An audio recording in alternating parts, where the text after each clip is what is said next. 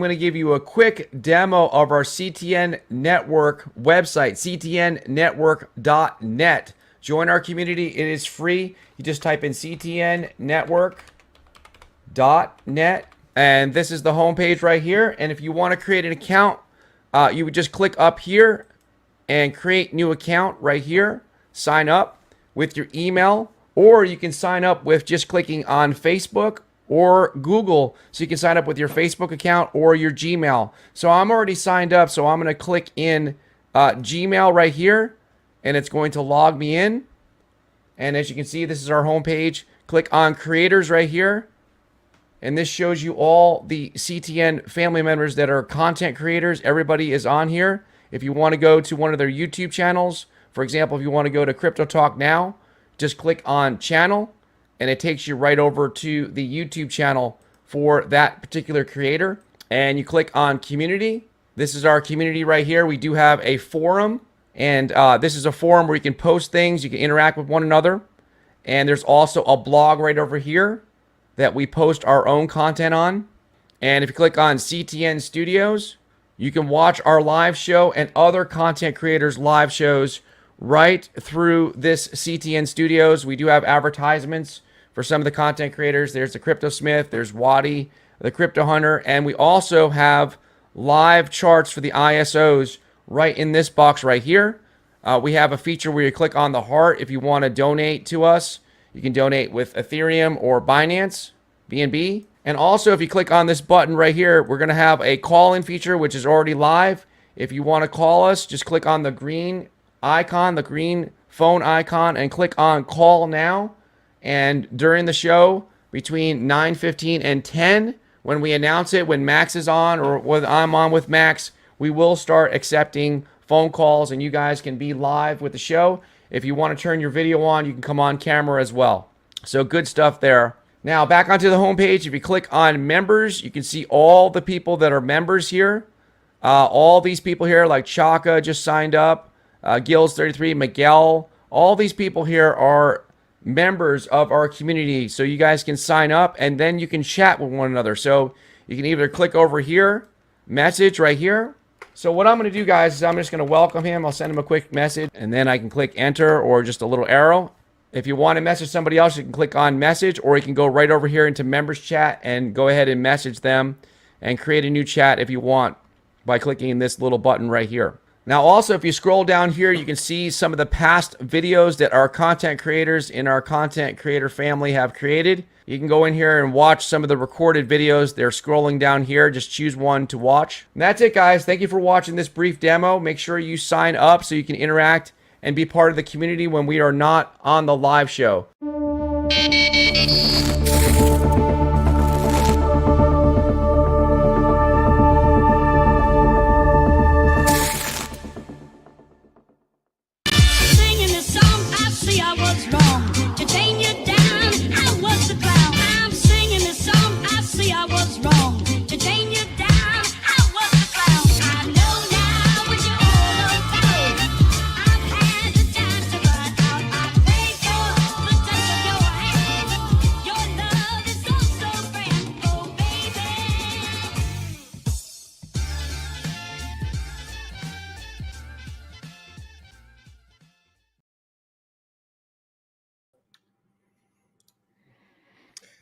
Hello, everybody. Glad to have you guys here tonight. What a wonderful day to get into our amazing hot topic. I'm telling you flat out, we might as well just call it the Jasmine Show, because that's basically what it's going to be.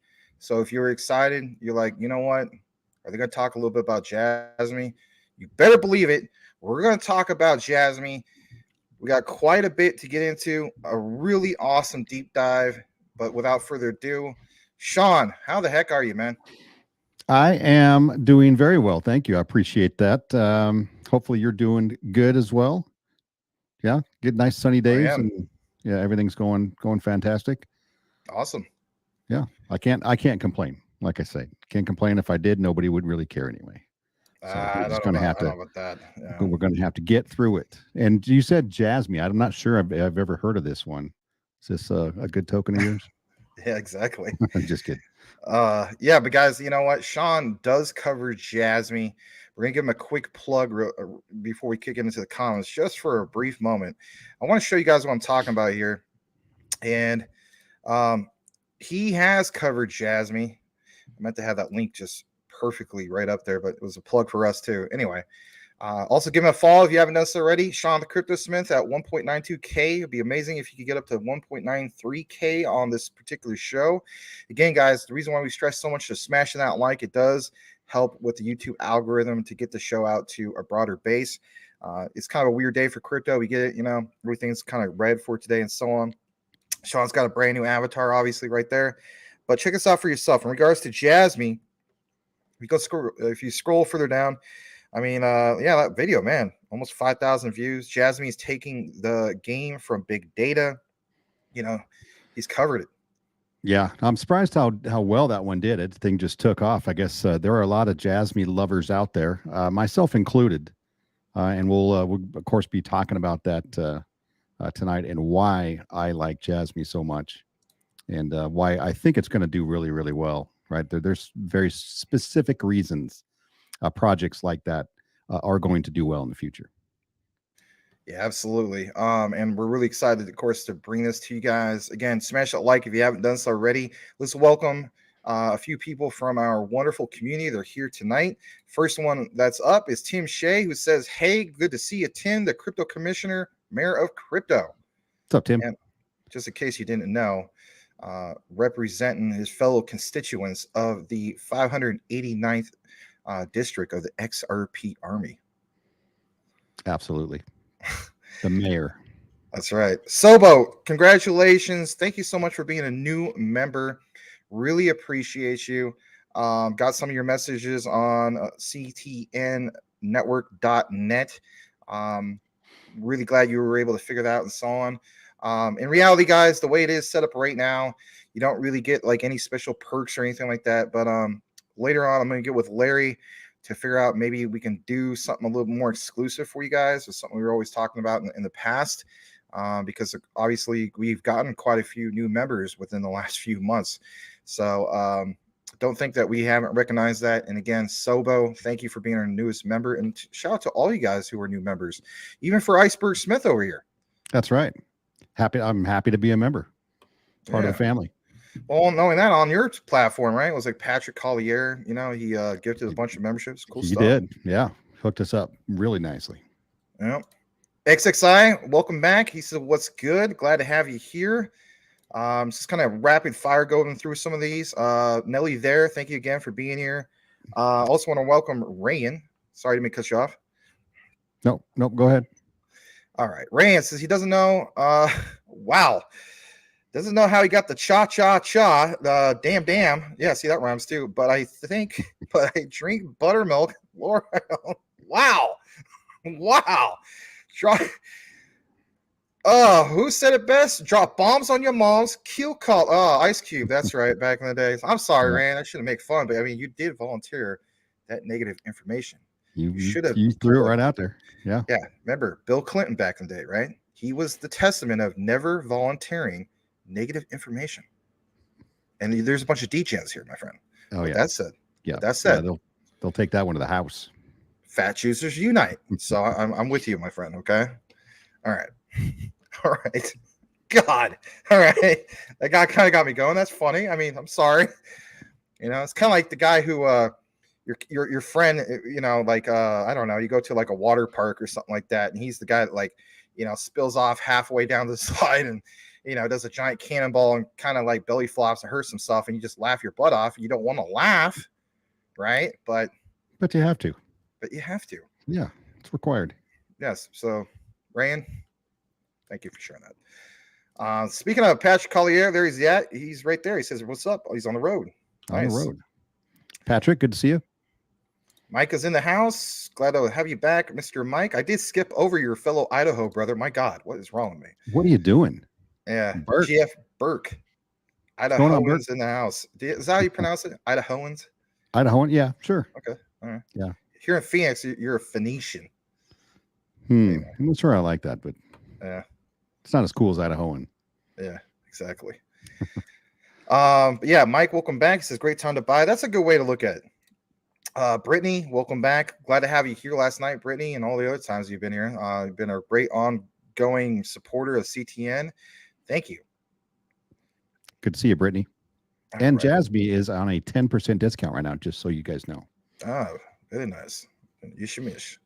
All right. Triple C's in the house. Good to have you back, Cool Cat Crypto. I did see the nice little comments that you guys had like a few nights ago. You guys kind of had like a bro moment, you know what I mean? You're like, everything's cool. It's like I just want to insert like, like a soundboard at that moment, but we get a copyright strike. So when that happened and I saw it in the comments, I literally wanted to play this magic moment of Sean in the Triple C. Never mind. Bad We're singing. cool. Everything's cool. All right. The Jasmine movement. Welcome back. Good. See, here's the thing, right? So there's GF Burke, and then there's, I believe it's you, who's Stephen Berg, if I'm not mistaken. So guys, it's two separate people. But do they both live in Idaho? Will it be revealed? I don't know. Happy belated birthday. Yeah. From me to you guys, right? Happy anniversary. Thank you. I know you guys had a good show last night. We did. It was quite touching. Of course, we wish we could have like 100 people watching at the same time.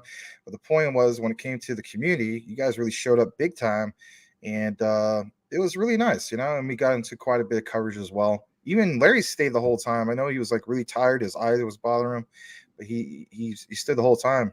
Stayed the whole time, I should say. The plan was he was going to be here for about like 45 minutes to an hour, and he stayed the whole time. So that was cool. Yeah. Excellent. Yeah. Some people like Brian Dowling let me know that they're glad to see him and so on. So Jazzy Movement says happy belated. Okay, he did read that. Thank you again. Really appreciate that. Marvin Davis, thank you for being here. Let's just go further down into some of the comments. Rivers in the house. Thank you so much. GS is also here. GS, good to see you. Yeah, good to see you, man. Rafael Santos, good to see you, especially, sir. I haven't seen you in a while. Good day to all you, sir, guys. Sir Larry, Sir Max. Again, it's happening again. They think you're freaking Larry. I don't think so. I know. All right. That was a joke from a couple nights ago, right? Yeah. Anyway. Yep. Ahmed's here. This is F. Gary Gensler with the great avatar. All right. Big Watch Dude's in the house. He says, what up, Max and you? Iceberg Smith. Iceberg Smith. Yes. Thank you. I appreciate that. Big Watch Dude. Salamander is here. Thank you for being here, Mr. Salamander. I'm just going to welcome a few more people. Excuse me. I said peeper. You guys talking about that? Yeah, talking about that. Was it PayPay or PP token earlier? Magic Power says, hello, guten Tag, Liechtenstein Exchange. Just me in the house. Yes. Thank you again for being here. Magic. All right. Stump Riders in the house. Nelly there's in the house. What is this? A Google email account. How do we know Quant even works? Has it been tested? Yes. The Overledger has been tested. Many times. Yeah. And not only that, they made it public that it's not, it's not focusing on the token. Their focus is not on cryptocurrency. Their focus is on the actual product / service of Overledger. They made that publicly known about a month ago. All right, let's go further down. Also want to welcome Dr. Professor Reverend Shaman Said. Welcome back. What's up, Mr. Dr. Said? Good to see you. Yes. Now, this is confirmation. This definitely is Stephen Berg. So he says, thanks again for the video on ICP the other day, Max. I greatly appreciate you. Welcome to the show, CryptoSmith. Top notch as always. Thank you very much. Jasmine, thank you. I appreciate it. Yeah, absolutely. Next time I'll troll everybody with internet computer video, and on the intro actually be the nonsense of Insane Clown Posse. That way everybody can spit out their water just like he was about to do right there. No, I'm kidding. If you like ICP, you like ICP. I don't like them. I can't stand them anyway. No, I'm not a fan. Yeah. The Chuggalos. Anyway. Daniel Delgado, man, I haven't seen you in forever. Like, Squints. Forever. He says, Good good evening. MIA? Yeah, I don't know. Or maybe he just kind of got soured because the market might have been bleeding a little bit. I don't know. Daniel says, good evening, Maximus. Jasmine could be a key use case since the news he heard that Warren Buffett purchased some stock in 4 Japanese conglomerates. That's a good point. When it comes to him, I don't think he would actually purchase crypto, but wow, Iceberg Smith, man, what is going on? Is the audio still there? Yeah, you're here, but you're like, yeah, I'm looking at it. I was just looking at it. Yeah, now I'm behind. Great. Galactic, planetary, actic. My name is Crypto Smith. Then I got the geriatric. Dun, dun, dun, dun, you know what I mean? All right, sorry. Anyway, Boomer F is Sooner's in the house. Boomer F is Sooner. Yes. Mr. Effin Sooner. Love it. Thanks for being here. Always appreciate the support. Ronnie Kersey. We're just going to get through a few more comments. I know you guys want us to get into the hot, juicy stuff. We will. Ronnie Kersey says, hey, Wayne, respect and being alive for over a year. Love your knowledge and dedication. You probably don't even sound like this. I don't know why I'm talking about it. And dedication to the space. However, I am long-term bullish, but should we be skeptical that everyone is saying bull run is started? Well, I've been listening to people saying that I am full of crap when it comes to the bull run thesis for quite a while now. And then now everybody's jumping on the whole thing finally. I still believe that. I still have enough evidence to support that. Now, if your definition, like I mentioned before to everybody, of a true bull run is when everything is at all-time highs, then we're not there yet. There's going to be a big difference between where we're at now and also, of course, 2024, 2025. But I still feel as though there's money to be made this year.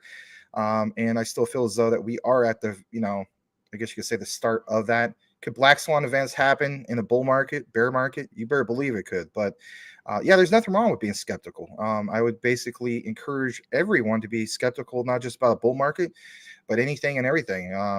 Meme tokens, utility coins, you name it, right? You got to be skeptical. Yeah, you do. And what's funny is that you shouldn't be investing in anything based on, somebody's idea of whether you're in a bull market or you're in a bear market or whatever. Your, investing strategy should probably be the same, no matter what, right? When you want to get into things and get out of things and have a plan in place and all that kind of stuff. But, in a bull market, you don't know, nobody's going to be able to confirm you're in a bull market until you're already halfway through it, right? We can always look back and go, okay, I guess we're in a bull market now. You can't, nobody knows where the start of the bull market is. Right. So you got to look backwards in order to figure out when it started. Right. Unless they're Maximus, who's done a bull run thesis almost 7 times. But I'm just kidding. Anyway. What was your date? What was your hard, fast date that we're going to start this bull run? It's not that I have a date. I just based it on actual data, not just saying like, hey, I think it's a bull run. So we cover that quite a few times on the live, on recorded. That is not the way we do things in crypto, Max. We don't do research and have data. Don't do research. No, we wing it. We just wing it. You just listen to a YouTuber who said it? Yes, exactly. God. What the heck? Data, research. What are you doing? Well, that's what it was. It was just like, there's like food and lodging. There was like, there was a lot of stuff that was in it. Anyway, go on to another day. All right, Cars and Crypto, welcome back. Glad to have you. Cars and Crypto. Jasmine Movement. Everybody's welcome each other. All right, this is good stuff. Mr. Man, look at this. You made it. So made the live. What's up, gents? Mr. Man, great to see you. Love your channel. Great content. That's super cool that you made it here. Yeah, awesome. You've been here. You want to know something? With that said, I bet Mr. Man's probably like, is this guy ever gonna get into like some of the juicy stuff? Well, yes. On behalf of Mr. Man, we're gonna do that right now. Also, want to welcome Mr. Elon Muff, aka Mike Cornwell. Let's jump into this. So, basically, tonight's focus, will be on Jasmine, and the main reason why we're doing this is because on Utility Talk Now, which we have twice a week, we get into some of the deep dives in regards to, one specific topic. It's a nice conversation to have, and we get to interact with you guys as well. I also want to state this, just, because we do this quite a bit. Let's give a plug for Mr. Man, right? This guy, are you kidding me? He is one of the best deep dive researchers out there. Let me show you what I mean, Mr. Man. So I have countless times basically have, retweeted, I have shared content from this guy. Besides, saving New York City from evildoers of, fighting off fudders all around the city. He drops tons of knowledge and covers, quite a few things, whether it's XRP, like his username is, at Mr. Man XRP, or various, XRP. other projects. But the point is, he's very, very, very active. He takes snippets from, congressional hearings. Like this one 7 hours ago, Circle has also applied for a license to operate in Singapore. Singapore will be a massive crypto hub. But here's the key thing, right? He is like almost 24/7 active on this thing, right? You always see people interacting, great deep dives. He shares other community driven news. As you guys know, I mean, mainstream news reports two things, and two things only, in my opinion: when there's a big crash or when things are at all-time highs. They don't tell you about the use cases of, blockchain or distributed ledger technology and so on. Give this guy a follow. You'd be more than glad that you did. He keeps you informed, and he's very, very passionate about what he talks about. You don't just, share a snippet of Maxine Waters or, an article from Cointelegraph. No, he actually is on camera. He wears a Spidey uniform and so on, because he really is Spidey, if you didn't know that, by the way. But anyway, give him a follow, and you'll be glad that you basically follow, especially if you use Twitter. Iceberg Smith here can vouch for that. Yes, absolutely. Yeah. All right. So what we're going to do is we're going to jump actually right into this, and it's a big one. So I'm glad that we have over 51 people here currently speaking. You showed up at the right time. Let's jump into today's deep dive. Jasmy. Smash a like if you haven't done so already. This is the Jasmy program you're looking for. Boom, here it is. Let's start off with this particular intro. So shout out to Long On Jasmy. I just recently followed this individual. You can as well. Look at what is mentioned here. If you need to be reminded of how early we are into Jasmy, consider this. The stated KPI for customers and confirmed by Hara, as we know, the head honcho of Jasmy, is 107 million people worldwide. So as much as I've said, in Japan and with Jasmy, they're doing this, that, and this, and there's a lot of focus on Japan, right? Understand that they do see a more broader expansion, if you will. So look at this. It says, based on CMC estimates, today's holders are roughly about 50,000, and that's in the first 0.046%. Now, on top of that, even all the people watching Jasmy based on current CMC watch list, which is 118,000, give or take, only make up about 0.11% of potential Jasmy holders. There are more likely more, but the point is, like he says, we are so incredibly early. Now, what the heck is KPI if you're new to crypto? Well, here at CTN, we're not just about news. We're also keeping you informed of some of the terminology. So in regards to KPI, right, it says the discipline required for success in a crypto project is identifying which, here's the definition, key performance indicators, KPI, are most important. The core purpose of the project, its scale, and your end goals are just a few of the basically different variables, right, and how to track it. So for people who are wondering, man, I'm new to crypto, there's so many abbreviations, boom, there you go. Let's jump also into this, and this is a main part of our outline for tonight, and Iceberg Smith is caught up on this. It was kind of last minute. I thought it was big. So when I released that thing about the Jasmy bombshell, WITs being revealed, right? And basically we saw on an actual office window, small letters, you saw Jasmy, right? And that was a big, big moment for a lot of us, because it was confirmation that, WITs is in fact involved with Jasmy. And it even said PDL, personal data locker, and all that stuff was like feel good moments and so on. Well, shout out to this guy. His name is JB, and he's a fellow deep diver. I've gone ahead and followed him. Brand new guy, but you appreciate the passion. He has a whole outline that we're going to get into tonight for the Jasmy coverage. And it says in today's thread, he will go over one of the key players in Jasmy's various collaborations, which is this partnership with WITs. And we're going to get into some of the other ones, right? So he states, what is WITs? And of course, we're going to jump into that here in a second. But if you're wondering, the quick gist of it before we load up this information It says they are software engineering services. They have development and simulation technology for autonomous driving and safety. Of course, we feature them many times, right? They have embedded devices, software security, mobility as a service, which is referred to as MaaS. And from here on out throughout our coverage tonight, we're just going to mention that. They have some main products, which are these, right? And these are all Japanese-focused companies and organizations. Tisawit, SXIM, War XSS, and SF Twin. We have featured some of the information here. Now, when we pull up this other particular page, and I'm going to give Sean definitely a chance to tune into this. This is the interpretation, obviously, from Japanese to English, right? This is actually WITS, okay? They have a company profile and so on. And we're going to get into some of the key things in regards to Jasmy, but we just wanted to show you this right here. I'm going to jump back into here. Sean, you know, when you saw this on this particular deep dive, you mentioned that I believe you said Tisawit was one of the main partnerships that you were going to cover when you decided to do an update.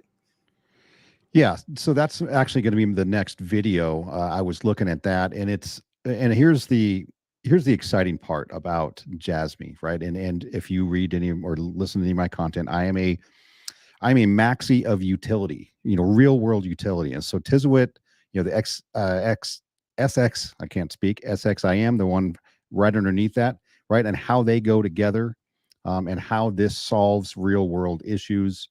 And there's some positives and some negatives to it, right? It depends on how you look at it and kind of where you're from in the world. So, and we'll get into some of that. We'll discuss some of that a little later on. But yeah, that's kind of where I come from. That's kind of the, you know, why I like Jasmy. I'm not a Jasmy expert by any stretch, but I'm working on it. So hopefully, in the next couple of Jasmy videos, you know, I can do some real deep dives, and I can be like Max, because Max does excellent deep dive coverage on a lot of these projects. So I'm going to start working on that as well. So yeah, getting these things that are solving real world issues, real world utility out there in the real world, you know, and I can see those services being utilized in a lot of real big city, you know, venue type areas, and we'll discuss that here in a second. Yeah, we're definitely going to discuss it here in a second. Before we get more into this particular outline, I just want to re-advise people to smash that like. I did see a super chat came in. Really appreciate that. I want to welcome Darren Crumbleholm. Been busy all day. What dropped in the market? Again, welcome. I definitely remember your avatar because it's got the old school 1980s style. We're going to kick it into this super chat we have right here. And let's see where we're at. So what's the answer to his question? Been busy all day dropping the market, he says. No, he says what dropped the market? Oh, what dropped the market? Well, do you have an answer for that? Only the guess, I guess. Sorry, I'm just kind of multitasking. Yeah. So I heard that there was a Bitcoin whale that sold off 60,000 Bitcoin. That is right. Yeah, I remember that. Didn't help at all.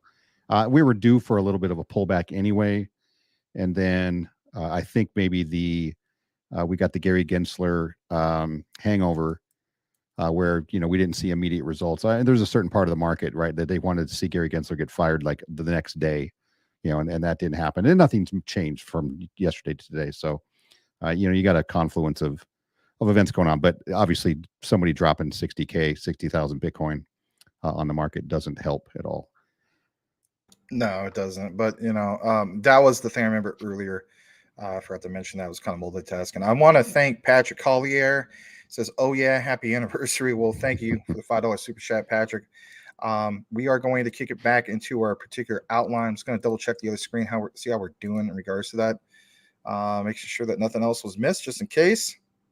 All right, let's jump back into our outline. So, I want to show you guys just a little bit more in regards to this, because I mean, there's a lot of focus on this, and you know, for some of the technical savvy people, maybe you appreciate it, and for some of the people are just like, I don't get it.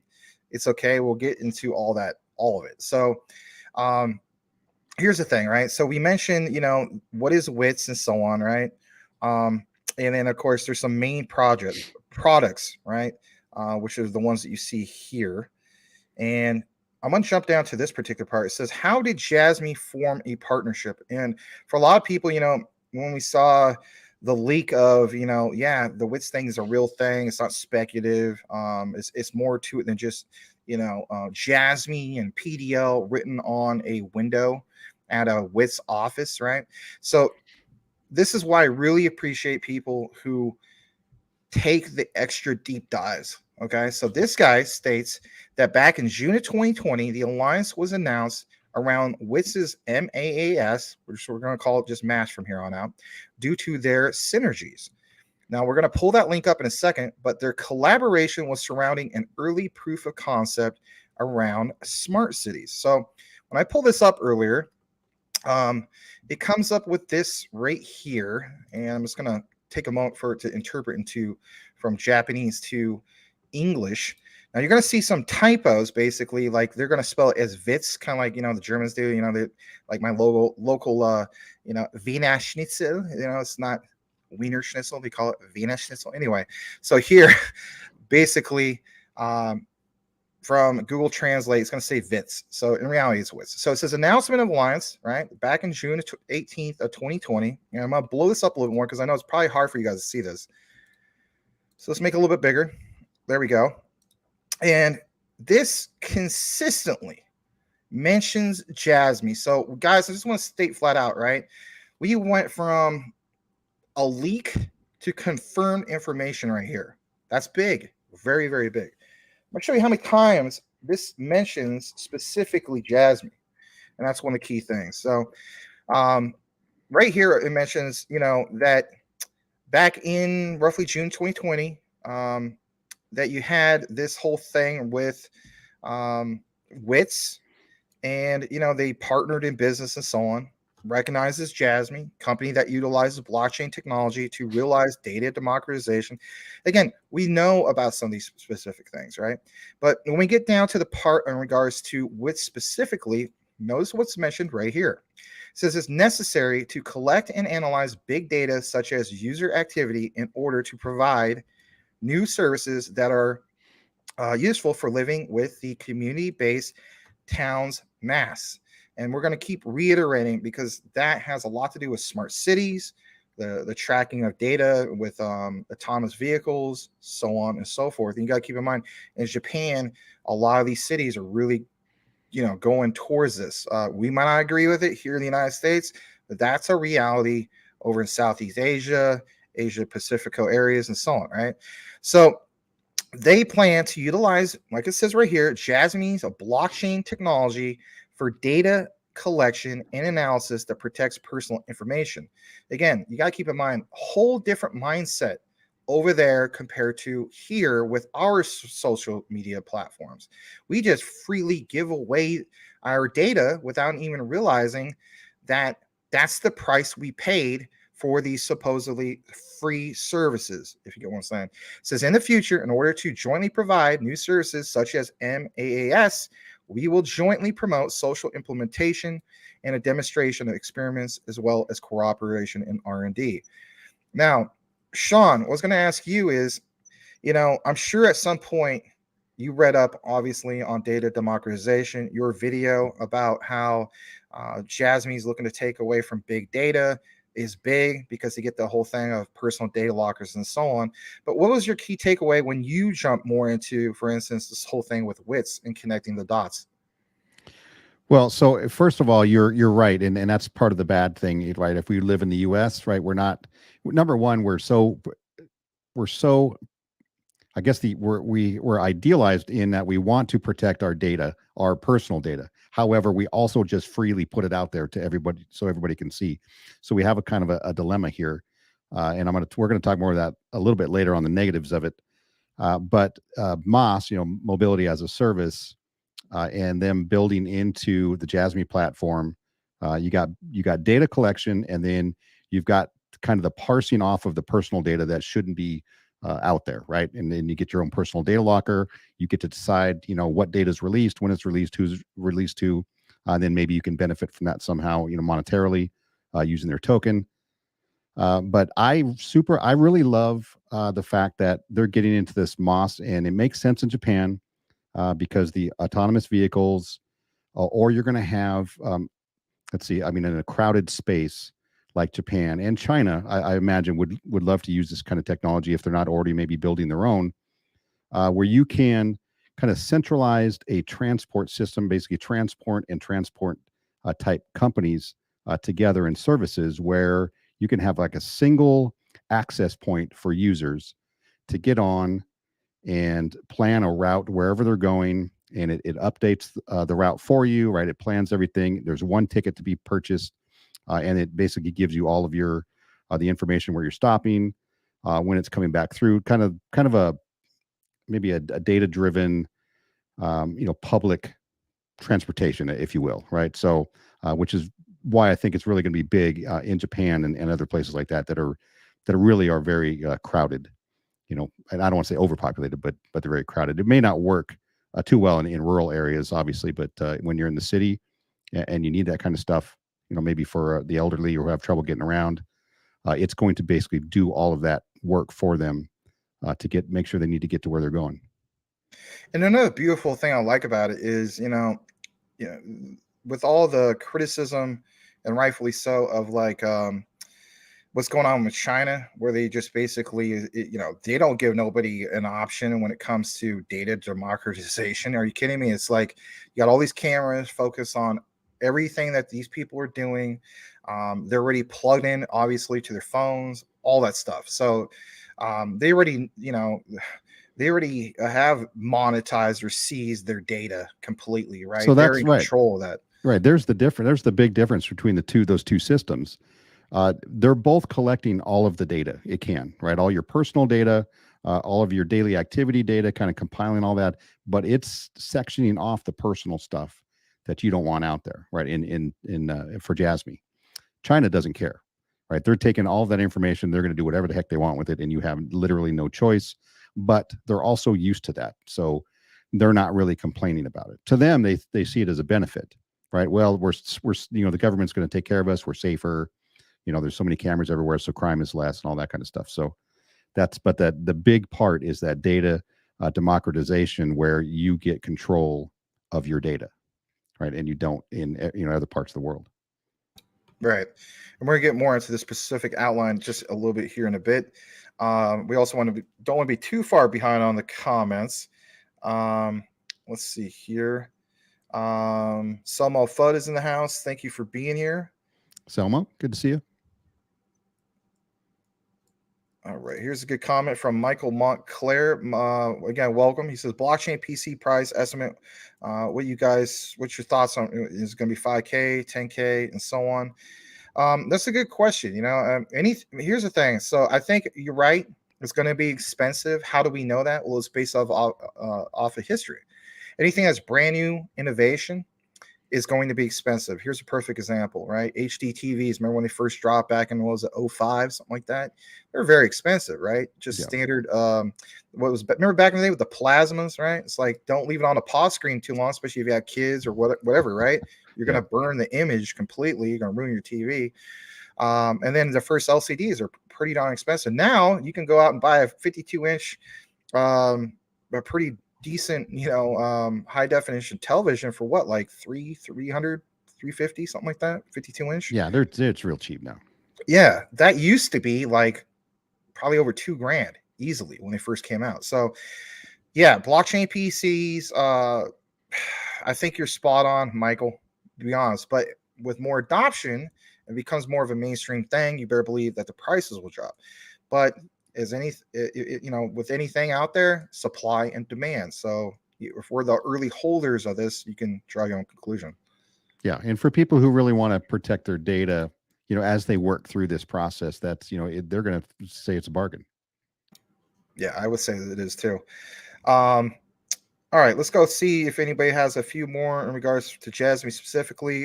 Crypto Channel, welcome. He says, let's go. Glad to have you here.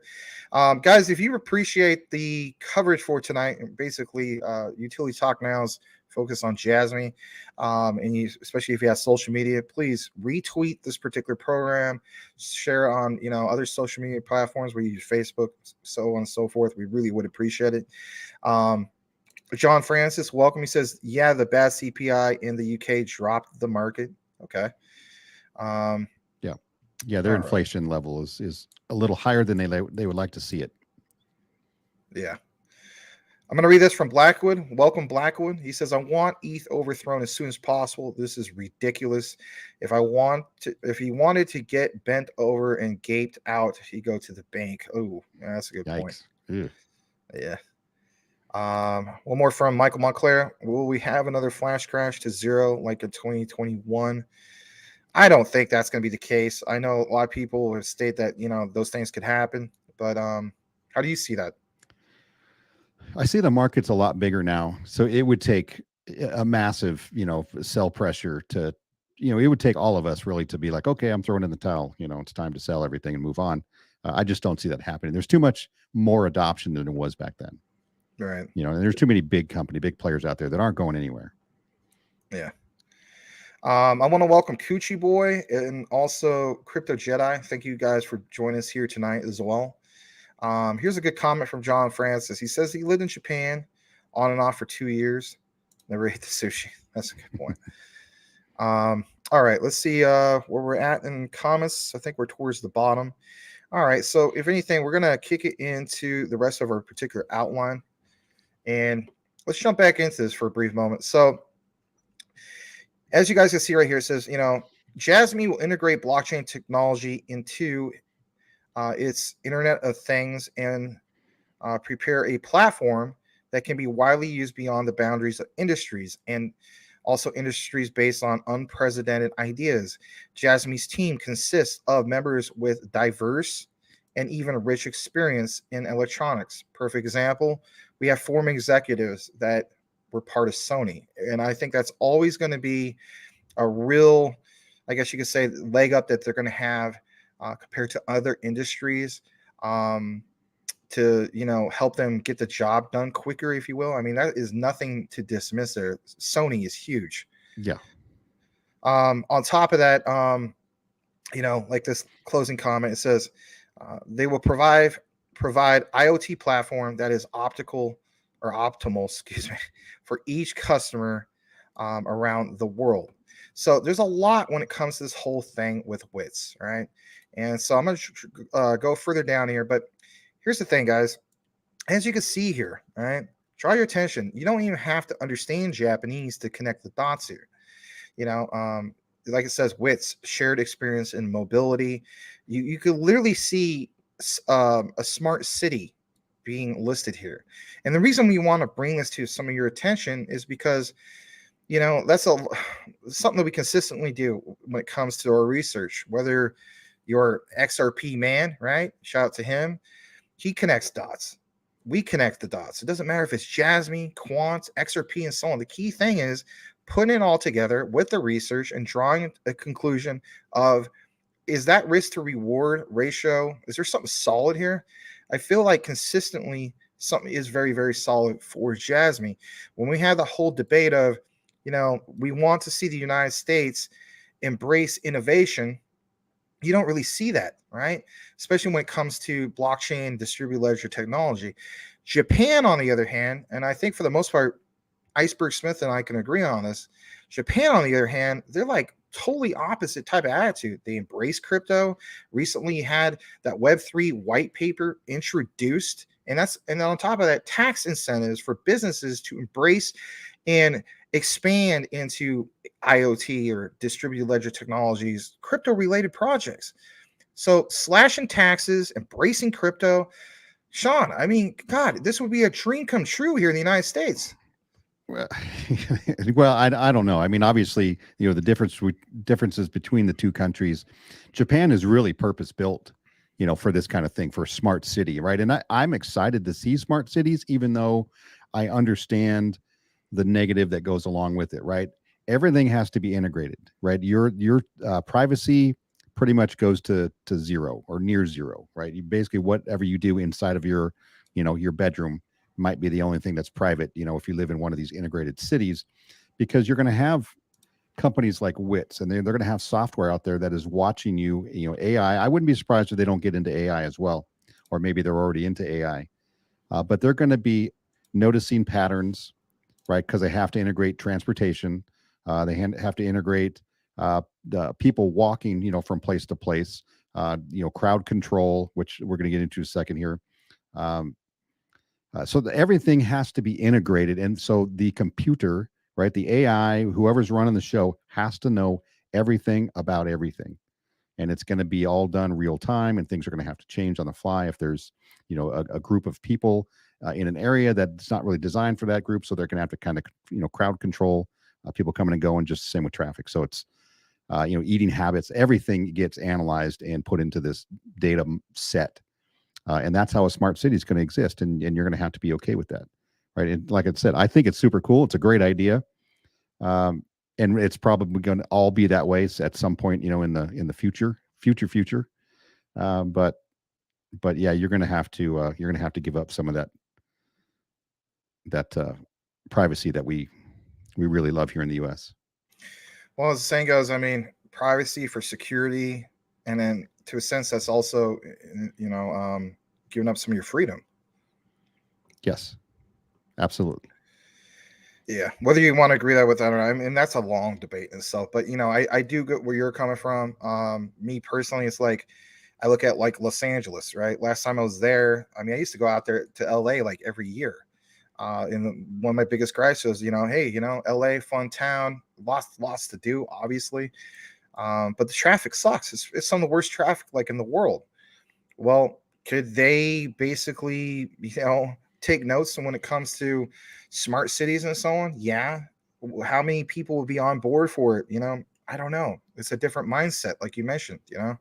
Well, and trying to integrate an already overcrowded, area like Los Angeles and the county there, it would be difficult, I think, and it would take years and years to try to implement something, because you would have to figure out what's the optimal number of people to live in a certain amount of space in order to make it efficient, right? You can't just jam unlimited numbers of people in that area.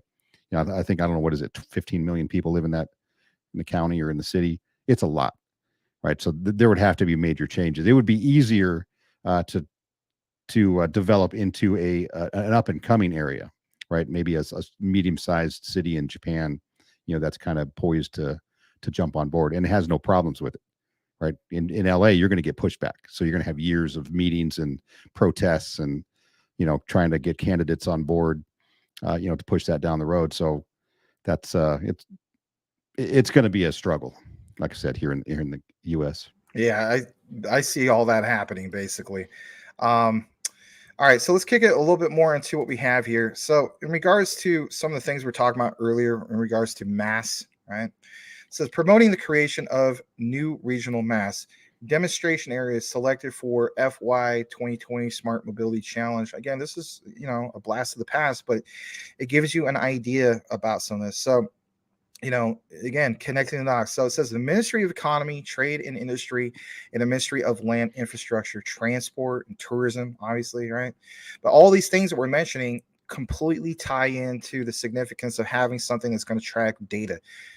Is Jasmine going to be the one to get it done? Well, in my opinion, there's enough evidence to show that. But again, if you're new to all this stuff, it's part of the particular outline. So it says by conducting, look what it says here, a demonstration experience and business feasibility analyzes of new, again, it's not perfect English, right? But it says of new mobility services in each region, extracting best practice and sorting out cross-sectional issues. Kind of a reiteration of what Sean was saying. You're going to have some cities where this makes more sense. There might be some towns, right, not quite full city status, where it might make a little bit more sense compared to the next one. But they had some demonstrations of how this all broke down with Smart Mobility Challenge. Again, we can't read all this in Japanese, but it gives you an idea of just like what they're looking to basically do with some of the technology in regards to Internet of Things, right? That's one of the key things I want to point out. As we get further down into this, it has this right here, right? Inquiries about the Smart Mobility Challenge Ministry. You can look at more of the PDF, but we're going to jump into the next part of what we have. We're just kind of reiterating and showing you the actual proof, because sometimes, let's face it, I mean, anybody can do a deep dive and claim that they have something. So one thing I really like about this guy, JB, is he has all the sources to go with this, right? Very, very cool stuff. So we're going to jump down to the next part. And I believe it's this right here. Give me just a second. And so as I'm pulling that up, you're going to see this in regards to smart cities. And all right, now it's interpreted. So this again was a blast from the past. Ministry of Economy, Trade and Industry. And again, think about it. It's a whole outline. You want to connect the dots. You want to see something solid here. I believe there really is something solid here, to say the least, right? Actually, I think I already pulled that one up. My bad. So let me pull up this other one. Excuse me. So we're going to jump down to this one right here, and we'll blow that up a little bit. So it says, why Jasmine and Wits formed their partnership. That's the key thing, right? So if you saw the leak of, them writing it out on the particular window, all that stuff is big, but at the end of the day, why did they basically make the partnership? Great question. So Wits and Jasmine have many synergies and both align with the overall main goal of mobility as a service, aka MaaS, which provides a smarter way for companies, products, softwares to contribute to personalized user experience and transit. By having something like Jasmine's personal data locker part of the mix, to me, again, other technologies, Internet of Things, it works side by side, but in a collaborative group, a partnership. So why is this so important? Great question. This concept will contribute to further societies, right? 5.0 and quote unquote smart cities. As in this case, which products are built surrounding this idea and overall goal to be the leader and choice for others to access and build upon their ecosystem, in part growing Jasmine. All right, so we got into that specific part.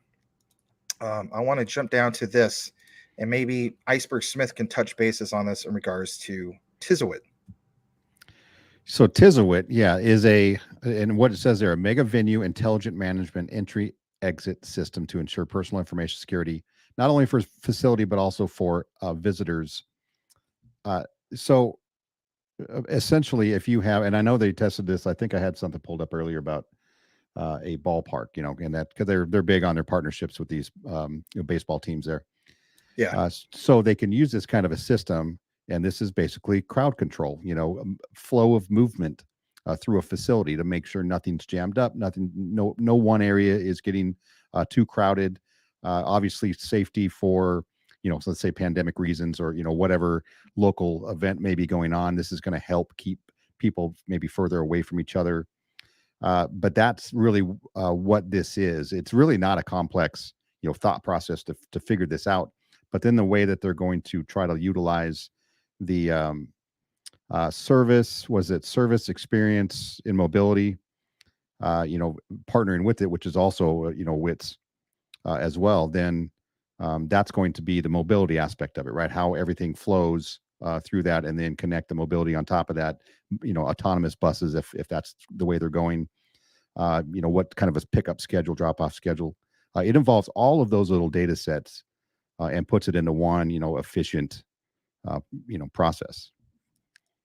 And the fact that they're working on this and combining certain aspects together to make it even a better project is what excites me about Jasmine.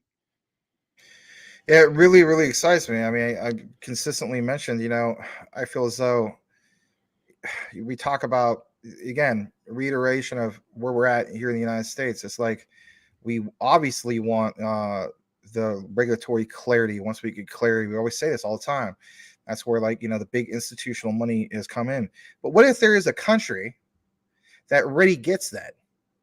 And my thing is, when I mention to people, and again, it's not financial advice, it's just how I personally feel about it, Sean.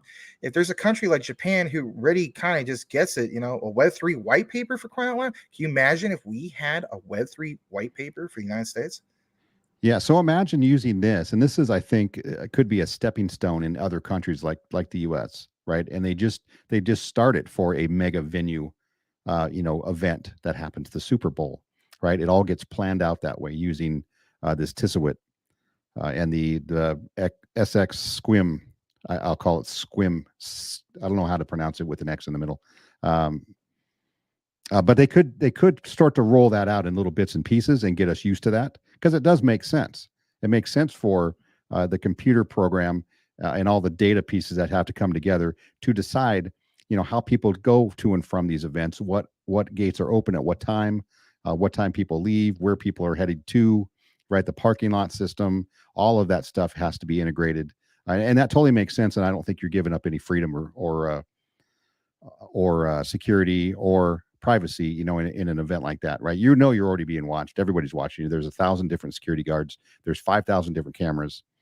Now you've got barcodes you can scan, or QR codes, right? It's already going that direction. This is just another logical step for me. Yeah, same here. And let's face it, the reason why they have some of these baseball or soccer partnerships, I mean, let's face it, baseball is, I still think it's the number one sport in Japan. I mean, our pastime is now, it has at least been their number one sport since what, the 90s, 80s, something like that. Yeah, they've been playing baseball there for a long time. Yeah. And we still get, in the US, we still get great baseball players that come from Japan. Oh, you better believe it. You better believe it. We're going to get into a few more comments just here in a bit. Let's see what we have here. Tim Shea says, Boomer, I would like to visit Japan someday. I would as well. Various different places. I mean, Okinawa. I wouldn't mind going to Tokyo just to kind of experience it, right? Was it Osaka? There's some other places as well. But anyway, all right, let's see here. Blackwood says, apologies for the graphic detail regarding my being victimized by several bank tellers. I was trying to send USDT from a wallet, and the fees caught me off guard. It's all right, man. No worries. Blackwood. Kind of funny, though, the way you worded it. But anyway. Yeah. All right. Let's go further down. Tokyo, yeah, it is very busy.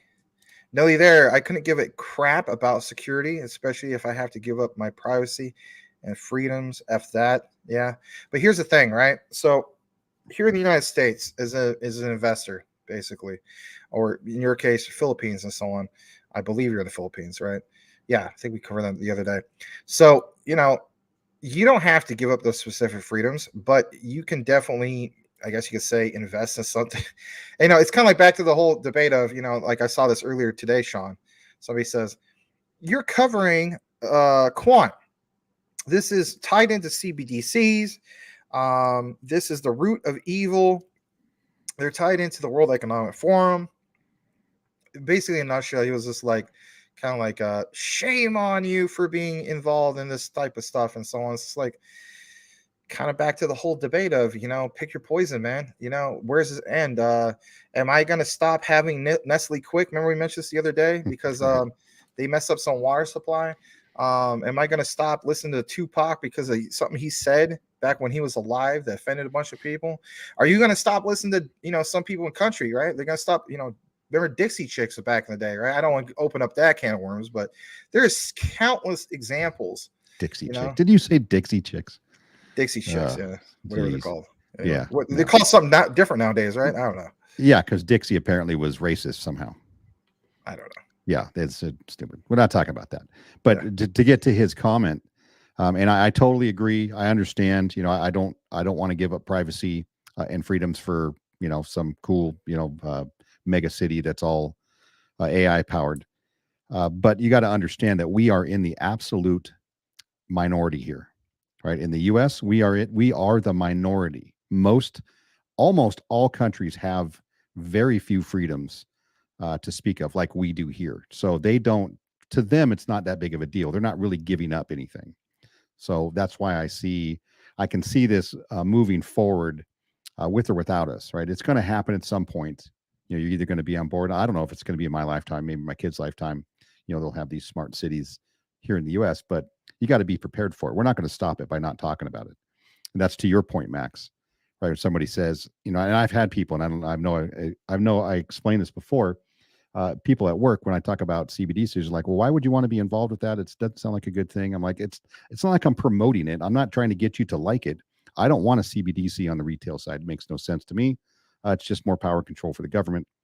But I'm just letting you know these things are coming. whether you like it or not, whether I talk about it or not, it's irrelevant. I'm trying to position myself so I can benefit me and my family from this. Right. Don't be on the sideline. If it's coming, don't be on. That's why I look at it. So people say, well, you're part of the problem. It's just like, well, I think it's a lot more to it than just that, Well, so if you're not talking about it, Max, then who is? Who's letting people know what's coming? Right? Nobody.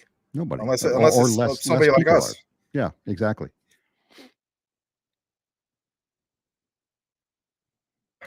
All right, excuse me. Let's kick it more and back into the comments. Mr. John Francis says he felt an earthquake a bit there. LOL. Give me just a second. I gotta sneeze again. Uh-oh. Yeah, it's interesting to know that most of the world is not like us, and it's I think a lot of Americans forget that. They think most of the world is like us. They have freedom of speech. They can say whatever they want. Their government's not going to do anything about it. And no, that's not true. That's not true at all. Most countries are homogenous. They don't allow immigration. Most countries want to take care of their own first before they do anything outside of their country, right? But we seem to be a bit backwards here, on that regard. We like to throw our money out to every other country before we help people, inside the country. That's a good point. I saw that recent comment from, was it Ron Paul or somebody like that in regards to foreign aid? Anyway, I don't know if you saw that. Yeah. It drives me nuts. The amount of money we're sending out of this country, and for what reason? And that's the thing. People doubt the reason behind it, right? We're sending all this aid to Ukraine, but is it really helping Ukraine, or is it really just filling the pockets of the people that they want to be friends with? Yeah, that's not cool. Yeah. All right. I'm gonna go further down. Sammy from Alabama. I remember you. Welcome back. He says Jasmine and XLM and HBAR and Quant and Algorand. Cool stuff, man. Can't argue with those. Yeah. Boomer After Sooner says it's like being on a huge anthill. Okay. Oh yeah, my dad said that too when he was in Japan. Shortly after he married my mom, they went on I guess you could say a brief honeymoon in Japan, and he was in Tokyo, and he's like, it was just like the biggest beehive you ever saw. The biggest beehive I've ever been into was basically LA. If you've been out to LA, it can feel like a beehive, especially like late night on the freeway. It's crazy. People driving the speed limit's 55, and everyone's going 90, and no one's enforcing that. So yeah. All right, let's read just a couple more comments. Boomer F Series says went up to Tokyo Tower. That was cool. Went to a baseball game there once. That was crazy. That would be cool. I agree with Sean Francis. All right, one more. Let's welcome Wayne Side. He goes, dudes, why the dump today, bro? Well, Iceberg Smith, maybe you can reiterate that for him just in case. Well, so the major thing seemed to be, and I know somebody did mention the UK had some bad CPI numbers, so their inflation rate was a little bit higher than they were expecting, which is not a good thing, moving in the wrong direction. And we had a huge dump. I guess I didn't look it up to verify it, but I saw it a couple different sources that somebody dumped 60,000 Bitcoin out on the market today. So that didn't help. Once BTC starts to drop, everything else, everybody panics and starts selling off. So here we are, but it's, we're due for it. We were going up nicely. We had a nice little mini bull, I guess you could call it. And, you're due for a pullback at some point. You're going to correct before the next step up, hopefully. Oh my God. Look at this. Look how many live shows are on right now. So you got, shout out to Crypto Latina. She's a nice lady. Crypto Hulk, about 250 people watching him. Zach Rector, about a little over double with that, right? Shout out to the Lazy Shaman Show, right? Steve the Canadian, all you guys. Rue is even doing a live. Nice. Good job. God, cryptos are us. Man, some stiff competition today. Anyway. Yeah. You never know. Yeah. Anyway. Interesting. All right, let's jump back to our outline, because if we don't get into it, we never will. So there's a little bit more in regards to this, actually a lot more, I should say. So we were talking about the whole thing of Tissowit. It's big stuff. Let's jump it back down to the next particular part, I should say. So one thing I want to bring to your attention is this right here, and I'm going to pull this up just a little bit more to kind of give you an idea. All right. So this is actually from WITS in regards to Tisuit, and it has been interpreted from English or Japanese to English for the most part. So it's not going to be spot on, but look what it says here, right? You know, they use them as in Tisuit. I can't highlight that, but I'm sure you can see that. Is that big enough? Yeah, I can read that pretty easy. All right. So Tisuit uses blockchain technology, Jasmine personal data locker. Again, guys, you don't need any more leaks or anything, right? If anything, you just need a proper deep dive, right? So plain as day, uses Jasmine's personal data locker. Provisional is an entrance/exit management system that protects personal information, as we know, and provides only valuable information while protecting personal information. Again, it's not a perfect, interpretation. They even recognize the whole thing with Jasmine's personal data locker, right? So it says the entrance/exit management system that protects personal information and provides only valuable information with Jasmine is Jasmine's PDL. Using blockchain technology, we get further down into it. Look at some of the examples, kind of like what Sean was mentioned earlier, right? Someone was talking about sports. I mean, we had confirmation. Was it Sagan Tosu fan token? Very similar use case to Chili's, right? If you think about what Chili's provides, that's their main utility or layer of utility, right? With Chili's, right? You got, for instance, was it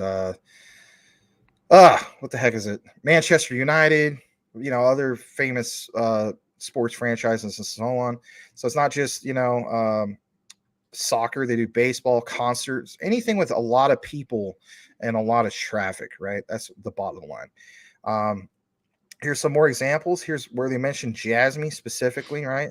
So like, how Michael Montclair was talking about, well, what about a Jasmine blockchain PC, right? Blockchain personal computer? Kidding me? Like, those probably would be expensive because it'd be considered a new innovation. So, gives you an example here. Literally see Jasmine on the screen, and then you have, for instance, Jasmine personal data locker, personal information registration screen. It says users' personal information is stored in Jasmine's personal data locker, so there's no need for the operator to bear the burden of directly managing personal information. The following operations are under consideration and may change in the future, and they have. I mean, you got to keep in mind, this is something that dates back to roughly 2020, but the examples here, even though a lot of it is in Japanese, again, you can draw your own conclusions. You connect the dots, you see the research. I think this is big. Here's a little bit more from Jasmine. It says originally, in order to understand the number of visitors, the event organizer and facility management company would be the business operator handling personal information and would be directly responsible for the management of personal information. However, introducing this system, visitors can be safely treated without the burden of managing personal information, and depending on the scheme, without being responsible as a business operator handling personal information. This becomes possible management, I should say. This system stores personal information in the Jasmine PDL, right? It says this is going to realize the democratization of data using blockchain and acquires a two-dimensional code that identifies the user. Now, in regards to that, when entering and exiting event venues and facilities, this two-dimensional code is read and authenticated with a dedicated terminal or Android smartphone with a dedicated app installed, and authenticated data is recorded on the server as a log. So, I mean, in reality, guys, let's face it, a lot of us go into sporting events. Now, some of us don't have the the classic ticket, like literally, where it's paper, right? And you hand it in and the guy scans it. If anything, some people even use the smartphones and so on. My point is this, right? Could we eventually see what Hara was talking about? 100 million people using this technology in the future. So you like the some of the info he's been tweeting out, obviously, and that is, we're looking to get to these specific goals. So when we mentioned you're so early, like the example at the beginning of the show of 0. Was it like 11% or something, or like basically like not even on slightly over, a percentage point. I can't remember what it was, but It's about 0.1%. Yeah, it's insanely low, right? So when they say you're so early, you very much are. And even myself, like I was thinking a lot of the project was just focused like a lot of Japan and Southeast Asia. Again, I don't know everything. I'm learning more too, and so you like the idea that they're seeing a bigger perspective, right? They're not just wanting to keep this type of technology just with Japan. Obviously, the expansion to Hong Kong, all those types of things are really, really good. They're looking to do what? Go worldwide with this. We're going to get into a little bit more what we have in regards to this outline. So there's quite a bit. I want to show you guys this as well. A POC, a baseball spring training camp. And I believe they have a nice image banner that you may have seen at some point. So look what's mentioned here on this one as well. The Tizawit system, co-developed by Jasmine and Wits, made a splash at the Chunichi Dragons baseball field. If you guys remember a long time ago, I touched basis on this just briefly, right, in regards to my deep dive. The significance here was you literally had members of Jasmine and Wits, and like I said, they're rubbing elbows together. They invited each other out to a baseball game. They bonded. Think about how many partnerships are made, even here in the United States. Like, hey, I went out to the boss's barbecue, or you make connections, it might not have been during work hours, but you did on the weekend. People make connections all over the world, hence also this example. So back on, like I said, February 16th, the Chunichi Dragons and the Hokkaido Nihon Ham Fighters. Wow, what's up with those names, right? Ham Fighter. Yeah, another baseball powerhouse played a practice game at the Okinawa Spring Training Camp with a large number of fans there to cheer. It offered great opportunity for the Tizawit system to shine by improving the efficiency in the management of the stadium's entry and exit precision in the prevention and control of the epidemic. On top of that, Shigoko Shinbun, a leading newspaper in Japan, also published a wide range of reports on the system. And what it said was this right here. The Tizawit system is a mega venue intelligent management system to ensure personal information security based on Jasmine's original blockchain technology, the personal data locker. Here's the particular, I don't know, you can say the program or whatever, right? A lot of times you go to baseball games, they give you a program. Could have been in there, right? But gives you a breakdown, kind of like what I basically reiterated. But this last part on the bottom of that program says the Tizawit system, co-developed by Jasmine. Yeah, guys, I mean, this is reconfirmation and Wits, a leading Japanese travel service provider, is being used by Japanese baseball giants Chunichi Dragons for stadium management at their 2022 spring training camp in Okinawa. The system can not only filter out sensitive information from audiences, but also provide a variety of personal services in the event of a pandemic. This is the first major application of Jasmine's personal data locker technology in baseball. And that's just scratching the surface. We're going to give you more of an outline. It's going to show these smart cities and so on. So here's the key takeaway, right? Why do we put so much focus on some of this stuff? Because, no pun intended, utility talk now. If we're talking about utility, here's a perfect example of that utility being used. We recognize annoying things like ETH gas fees from Ethereum and other particular projects and so on. But at the end of the day, does your blockchain project have solid utility? Well, looks like that's the case here. Yeah, not only that, but does it have utility outside of the crypto space? Right. A lot of the crypto projects we love to talk about and put our hard-earned money in are really only exist inside the crypto world, and aren't touching anybody outside that. Right. This is Jasmine is touching people outside of that, and maybe they don't even know it. Right. Customers or fans going to a baseball game, they just got an app on their phone. They don't know the technology behind it. They don't know all the details. They just know it makes it easier for them to come and go. It makes it a better crowd control kind of a tool, right? And that's what they get to know about it. They're like, oh, this Jasmine app is nice, or this Tizwit app, I don't know, whatever they call it. But yeah, just like XRP, we explained, it'll be in the plumbing, in the financial world. Most people will never even know it exists or that it's working behind the scenes. Right, exactly. I mean, Sean's example is a perfect example of that. We're going to get a little bit more in regards to this before we kick it back to the comments. So if you're wondering, well, this sounds cool, but what's some of the key advantages? We got that taken care of for you. Here's some of those key advantages of the Tizwit system that were applied to the baseball field. So basically it's like this, fans are at the ball game, right? They're going to easily enter and exit the stadium by scanning the QR code, right? Simple stuff. Whether it's, Android, or I guess in some cases, Apple, we're going to get confirmation, but in the future, imagine it would be that way. Personal information registered by fans will be saved to Jasmy's personal data locker and provided to the operator with sensitive information filtered out. The operator can regulate and control the number of fans and the time of admission through this system so that both the operator and the fans can feel at ease during the game.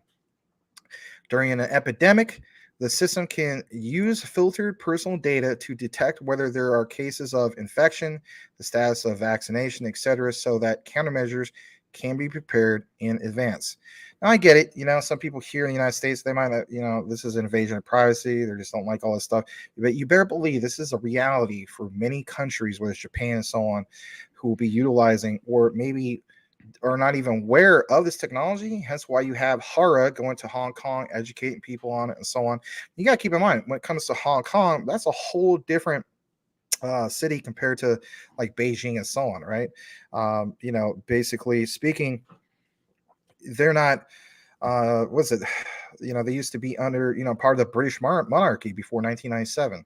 So look at here. It says before and after, users can register the personal information, name, age, address, phone number, etc. on the operator's website. Then after, the Tizwit system will store your personal information in the Jasmine personal data locker. From here, you see some of these examples, but the Tizwit system specifically is a venue intelligent management system for the safe management of personal information using Jasmine's original blockchain technology, of course, the PDL. We're not going to read about the history of the Chinichi dragons. You're more than welcome to do that, right? But how about this part for WITS, right? So it says WITS is a large Japanese public company. And we mentioned that I think they date back to like the 80s, right? So they even have stock, right, that you can basically buy that contributes to the development of autonomous driving, artificial intelligence, and even the Internet of Things. Society, but providing specialized technologies such as embedded software, security, sorry about the background noise, simulation, functional security, and operating systems. Its sales are expected to exceed 20 million in 2021. I mean, again, this is, past info, but it's part of the outline, right? On top of that, WITS has been involved in the development of leading Japanese automobile manufacturers. Listen to this, guys. Like I mentioned before, I wasn't making this stuff up. Auto parts suppliers. We already confirmed that they're a subsidiary of who? Of Toyota. It's just kind of like here in the United States, a subsidiary of Chrysler Corporation, Dodge, and so on, right, is Mopar Parts. That's the same way you should look at this, right?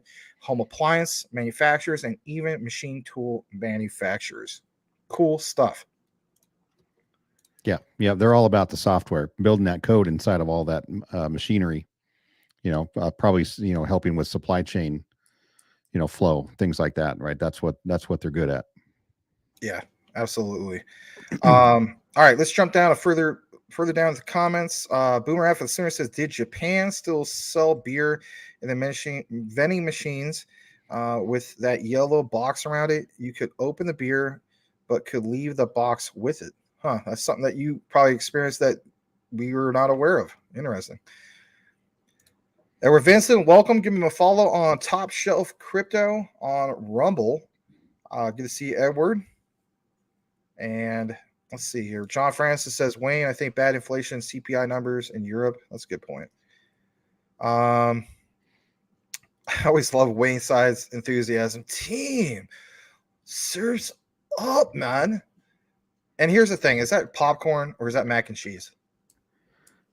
Ew, that could be either. Or it could be extra. I'm going to say that's probably popcorn.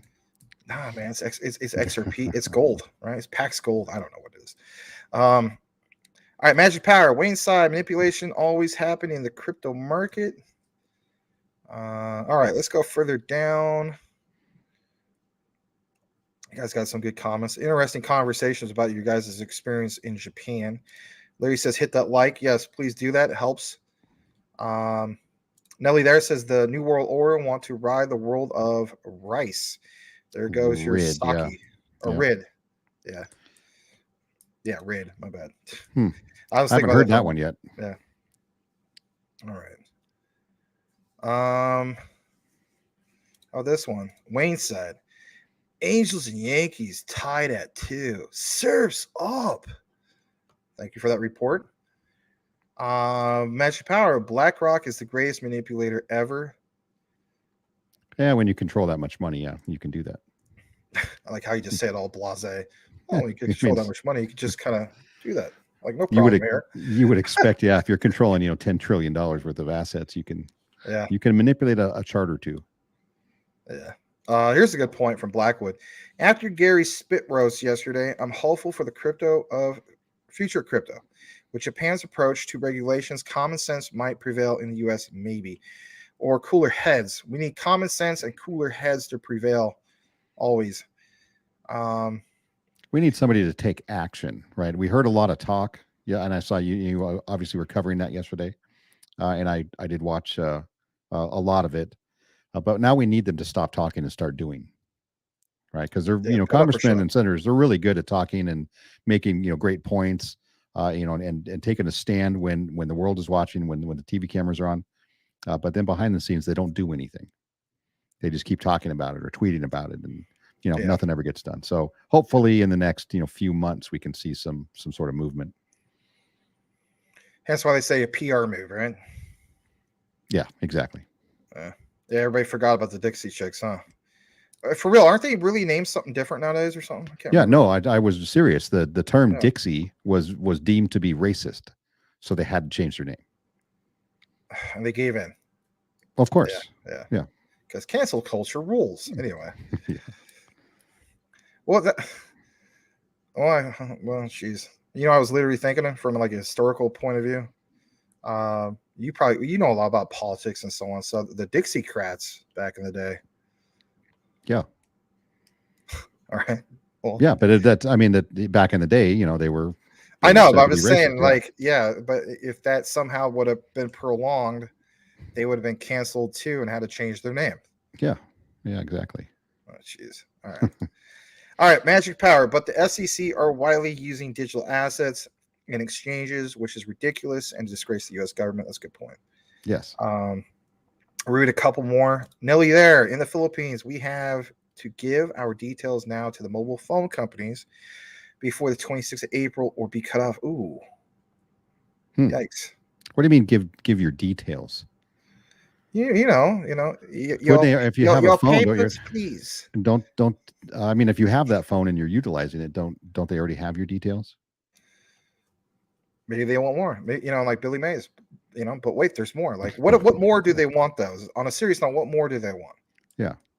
I don't know. I would love to see why that is the case. Yeah. Magic Power. This is good for China. Let me see how we're doing on time. 25 minutes behind. Ooh. Europe, BRICS corporations and exchanges will exit the U.S. and the dollar will continue to fall. Let's never make America great again. That's not good.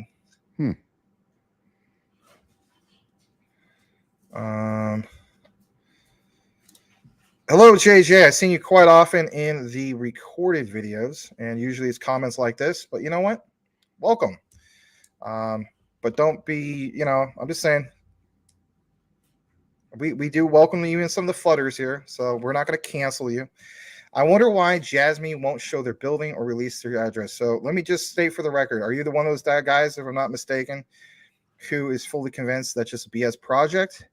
And don't tell me you believe that Hara is still Photoshopped, because we did get confirmation he did show up to those live events in Hong Kong. But, as the saying goes, maybe it's not for everybody. Maybe it's not for you. Do we have a real live futter in the house? If I'm not mistaken, I'm sure that's if it's the guy I'm thinking of. Yeah, you're gonna find those in every single project. It doesn't matter how public or transparent they are. Somebody always has an issue, right? They always have to bring up something. And it's fine. It's different points of view. Yeah, it's all good. We can all get along and be friends. Yeah, I mean, I'll just state this, JJ. So, unlike other channels, I will welcome you guys. Give a warm welcome to JJ. But thank you for your comments. I won't cancel you or anything like that. Just as long as you keep it respectable, we're good. But again, welcome, JJ. Nelly, there, it's like data collection under the guise of Abu Sayyaf is the problem, and we need to know who owns the phone. All right, let me go ahead and refresh the other page real quick. See how we're doing on the other screen. Make sure I didn't miss anything. All right, let's go further down. And let's go ahead and highlight that. So we're going to get back into this particular outline because we might be here forever. All right, so, we talked about the whole thing in regards to the training camp. And let's jump into this next part. So, there was the whole thing with Tizzawit. As we get further down, there's this right here. It says thoughts on Tizzawit. So it says the service is useful for the following reasons. We basically talked about most of those reasons, but one thing I really like is where it says venues no longer assume responsibility or liabilities pertain to their visitors, legal/cost savings. How about this, guys? Here in the United States, right? Almost every place you go, everybody is worried about liability issues and so on, signing a waiver and stuff like that. Well, maybe you don't have to worry about that as much because you have an app that takes care of that, right? That's a good point. Anonymous IoT data tracked could improve venues experiences, obviously. How about this next part? What is XIM, right? Or excuse me, SXIM. That stands for Shared Experience in Mobility. Securely utilizes users' personal data to improve their experience of daily activities through personalization. On top of that, Jasmine Services allows WITs to develop upon their devices and infrastructure. So we're going to pull this up. And as we do so, it's going to, of course, go through the interpretation and all that good stuff here in a second. And as that's pulling up, here it is. And again, here is, this blast from the past, if you will. So what is SXIM? Shared Experience in Mobility, right? Well, they cover entertainment, knowledge, shopping, drinking, eating, partying, right? A lot of this, of course, is in Japanese, but on the interpretation, it says using blockchain technology, each individual can safely manage their own info. Well, no kidding. You control your own data at your own disclosure, your own discretion. But here's some of the possibilities that they claim in regards to SXIM.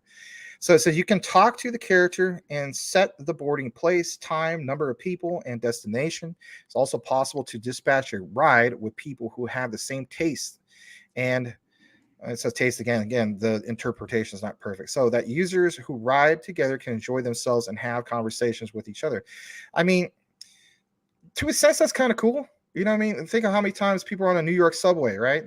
They're probably next to some, guy that's gone back crazy over something, and they just kind of want to move away from that guy. There's not a lot of social interactions. You're doing your own thing, right? Yeah, exactly. And I think that's kind of what they're going for here is to group, like-minded people together, or at least people with similar interests. They're going to know, in their non-personal data, like maybe hobbies and things like that. So they can group people together, right, using the PDL. And then if you have a place to go, or you're at an event, you're going home, or you're home and you're going to an event, they can kind of group similar people together to create a little more harmony, maybe on the ride there, or you're going out drinking, or you're going out to a party or wherever. You can use the same sort of metrics to bring everybody together. And that makes sense. It totally does. Right? If you have enough people that you can kind of segregate those kind of differences, it'll work. Yeah, a lot less awkward type of things going on. I also look at it from like a different point of view, right? A gamer side point of view. So a lot of times, like if I'm playing Call of Duty or something like that, man, I mean, you're dealing with a lot of toxic people. You know, it's really hard to find somebody that has similar interests as you, or I guess you could say is not going to act like a complete, part of my expression, douchebag, right?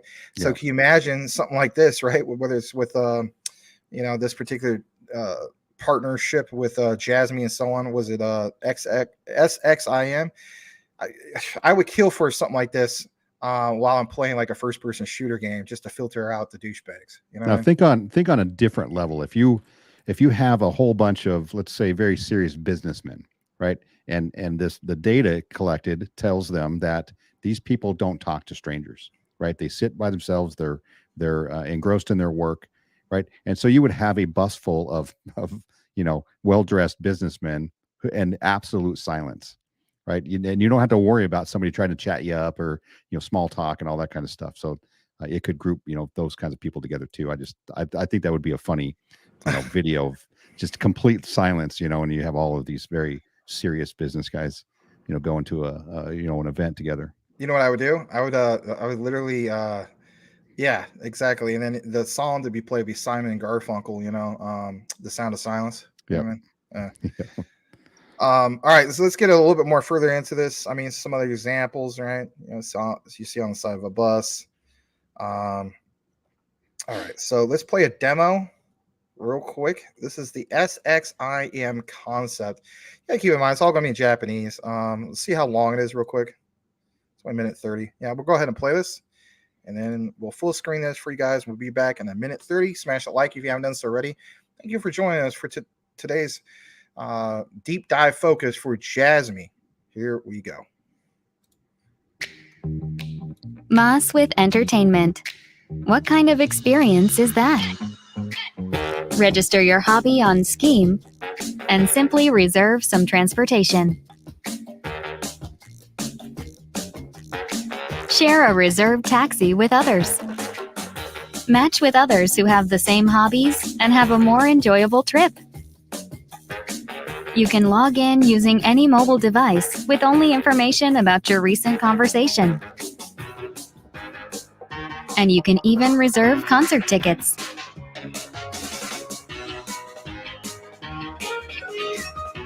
Moreover, you can also share your conversation with the concierge using the vehicle's terminal.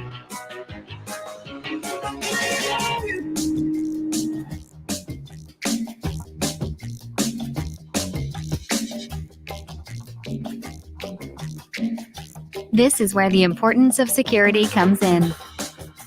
Users' personal information is classified into public and non-public information and strictly monitored with blockchain powered by Jasmine. Also, you can safely make reservations or payments. Match with others and enjoy entertainment together.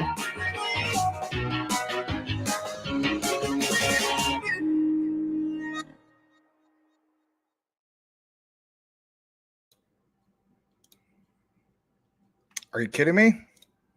That was pretty cool, especially to see him mention Jasmine like that.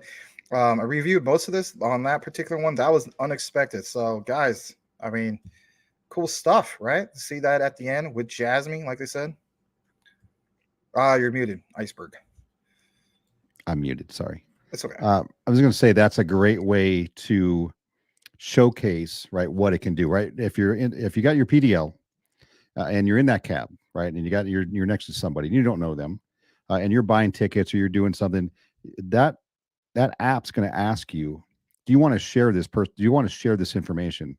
Because it's going to know who's sitting next to you, right? So do you want to share this person, this information with this person? And you say, yep. And then it pops up on there. It's like, oh my gosh, you're going to the concert too. I just bought tickets yesterday for that. So it's that real time, connection. You can kind of see where this thing can go, right? Just a very simple, communication. Or, yeah, go ahead and share my information, and it'll share it just with that person, right? If you choose to. So that's a real world application. Yeah, no doubt. And I don't know. I mean, I honestly wasn't expecting that. So that was cool stuff.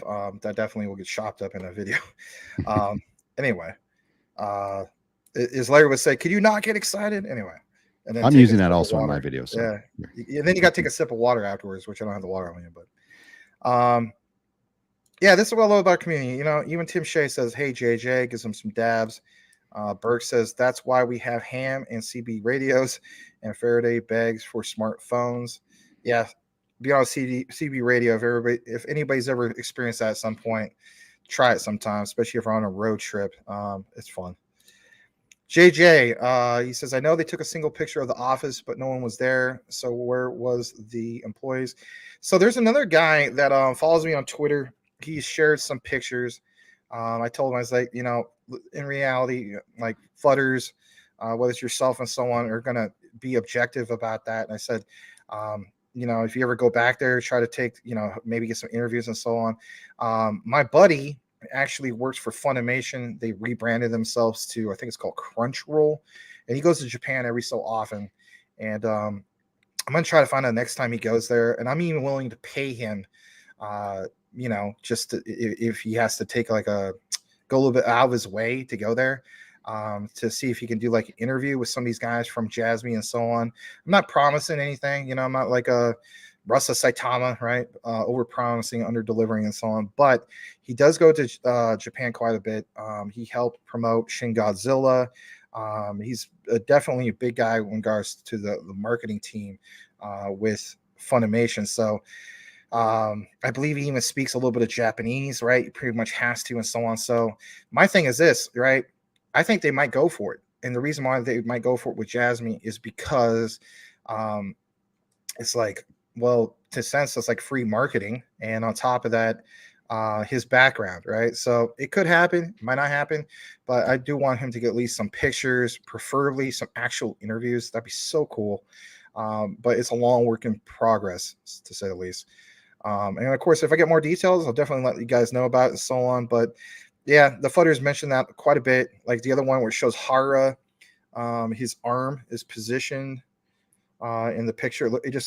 I have to admit, like the arm kind of looked kind of funny, but then he shows up to Hong Kong and it's just like, and that was like what, a couple weeks before some people made that post saying, you know, this photo looks photoshopped. So it's like, come on, man, he's literally in Hong Kong. He's I mean, in that event, the main host, if I'm not mistaken, was Amazon Web Services of Hong Kong. So it is what it is. I mean, you know, we get it.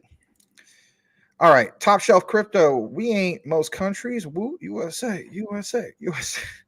All right. That's what we get here. Read this as well. JJ says, why can't we see Jasmine showing us details on the programming in any of the projects? All right, so I'm glad I say this. Here it is. So that's a great question. Let's get into some of this stuff. So this is not part of the original outline, and if anything, we'll do our best to not, because there's a lot of details here. So check this out for yourself, and shout out to this particular guy on this outline. Let me show you this real quick. This comes from Reddit, believe it or not, and the guy who posted this did a very good job on posting. This is from Icy Amphibian is his name. Let's go ahead and show this for just a brief moment. And this is all verifiable for yourself. All right, so we talked about this yesterday. All right, so it says Jasmine patent breakdown document JP 2022 dash what you see here. This is his second patent breakdown, and this one covers their consensus mechanism for user authentication, which seems to be a new type of proof of authority. We gave you guys the definition of proof of authority yesterday, right? Big difference between proof of stake, proof of work, and so on, right? He recommends taking a quick read on proof of authority. We did that. Draw your attention to the right side. It says Jasmine Network has their own consortium in blockchain, which is built upon IBM's Hyperledger fabric. Really, really impressive stuff. Now, yesterday's show, we also talked about Casper and why they use IBM's Hyperledger fabric. The key connection here when connecting the dots is what? Data. So if you have a data project built on blockchain, you want to pretty much go with IBM's Hyperledger fabric. That simply makes sense. We have confirmed that. It states, you know, they got this PlugNet toolkit. Jasmine will introduce a new application of NFT technology by issuing NFTs as personal data lockers, so on and so forth, right? So you might be the type of guy, well, So what? I want to see it. Well, we'll show you it. All right. So when we jump into this, before we actually show you that, let's have a broader understanding of what the heck Hyperledger Fabric is. So since launching in 2015, Hyperledger Fabric has been a top choice for enterprises looking to build apps on permission blockchain networks. The modular architecture is capable of powering large-scale applications that require enterprise-grade data security. On top of that, the ability to protect certain details of pure transactions has made Hyperledger Fabric a go-to protocol for industries like financial services, supply chains, the insurance industry, so on and so forth. It works for complex use cases that involve personally identifiable information and proprietary business data. Again, key thing here is data. Some people refer to it nowadays as digital oil, right? Hyperledger Fabric is one of the many protocol choices available on Kaleido, with a full suite of plug-and-play services, so on and so forth, right? Kaleido is, of course, the easiest way to run Fabric network anywhere. Now you have a broader idea of that. Let's jump back to this for a brief moment. So this actually comes from the official Japan platform for patent information. And again, you can verify this for yourself, and I'll go ahead and give you that link in the comments as we speak, just in case you're just like, you know what, Max is full of crap, and I'm the number one flutter in the world. I'm not saying you are, JJ, and I want to verify it for myself. You can go there right there and verify it for yourself. So we're going to jump into this, and when I did, man, there's a lot. I mean, there is a ton of information in regards to this. So let's jump into some of this stuff. So you have this whole entire thing of how it's all written together. It's a legitimate thing. And, when we get further into it, I mean, it really mentions some real technical stuff, right? So it says to provide a new authentication technique. There's all sorts of stuff here, right? Discriminating whether or not the answer is correct. I mean, this is, very, very technical stuff, mentioned here and so on. I believe it mentions biometric data and how that works and so on and so forth, right? But, it's all outlined here, right? And when you get further into it, you will come to the conclusion that, you know what? Yeah, they are using Hyperledger Fabric. And again, you can go through it yourself and you can confirm it with that link.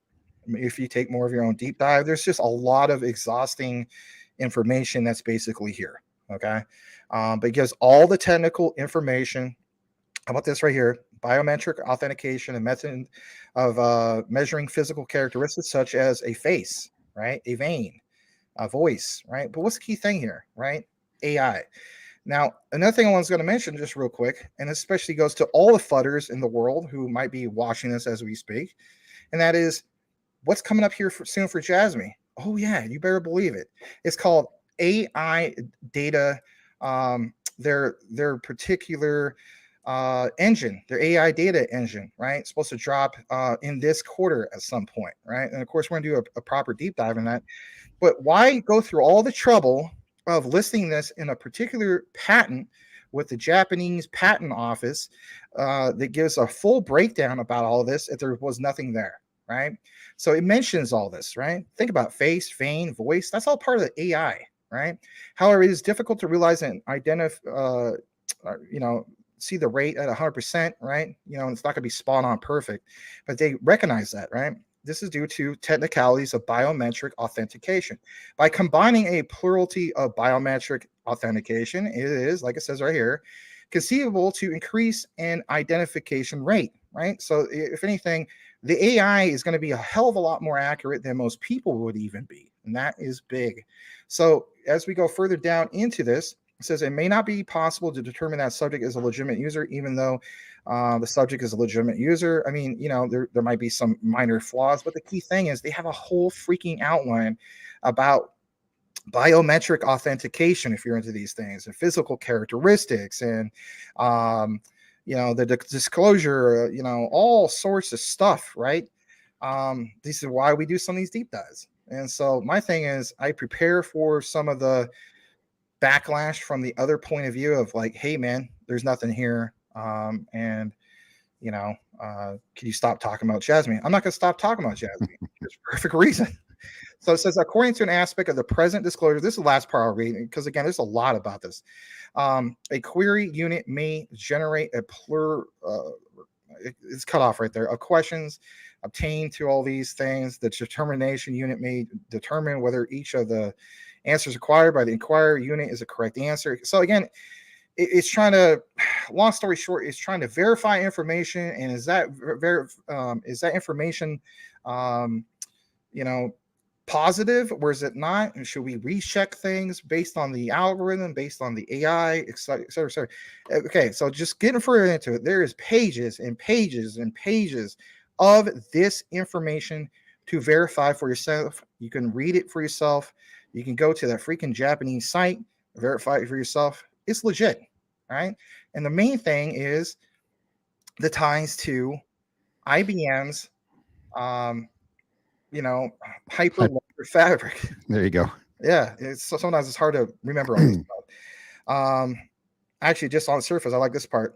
For example, a point in time where user 5 reaches the boarding point, right? He's getting on, this guy's getting on a train or something. The user is accepting a device. User is present. Who's the next user? Is that user present? Did they get on? Did they get off? And then even on some of the drawings, let's get into some of this stuff just for a brief moment. I mean, it's all drawn there, right? All this stuff. And again, if you want to take the time to do so, I'm not going to do it all night. We'll be here forever. You can verify it for yourself. But it's solid. And with that said, that makes me very, very that much more bullish on Jasmy. Yeah. What's nice about the Hyperledger Fabric is it's modular. It's it's a modular blockchain. And the easiest way to understand the difference and the benefit of that is it's layers, right? It's just that layers of data built on each other, so that if you have an issue or you want to make an update or you need to change something, you don't have to take everything down, launch a V2, when you have one of those, single level type blockchains, that we see everywhere, and then they got to take it down because something changed or something went wrong. Then they got to launch a V2, and then they got to airdrop and all that nonsense. Modular blockchain, they just pull something out. Everything keeps running. They update it. They stick it back in, turn it on, or, I don't know all the complex, events that happen around that. But essentially, that's the benefit of having a modular blockchain. I don't know why everybody doesn't utilize that. That just makes sense to me. Right. It makes total sense. I mean, hence why I'm not going to use like the old fashioned power supplies back in, my ATX tower. I'm going to use a modular power supply. Right. If you guys ever have one, you know exactly what I'm talking about. I mean, I want a port for, my PCI Express. I want a port for PCI 2.0. I want a port for USB 3. I want it all. I don't want to be limited to have. How about this? The only thing I having to go to. They used to have it here. It went out of business, Fry's Electronics, and having to buy a stupid adapter for everything. Who wants to do that? You know what I mean? Yeah, exactly. And if you have an issue with something, it's not taking out your entire platform. You just replace what you need to replace. Yeah. All right. So let's get back into just a couple comments real quick. And if anything, we might be further down. Let's see where we're at. All right, so let's go into it.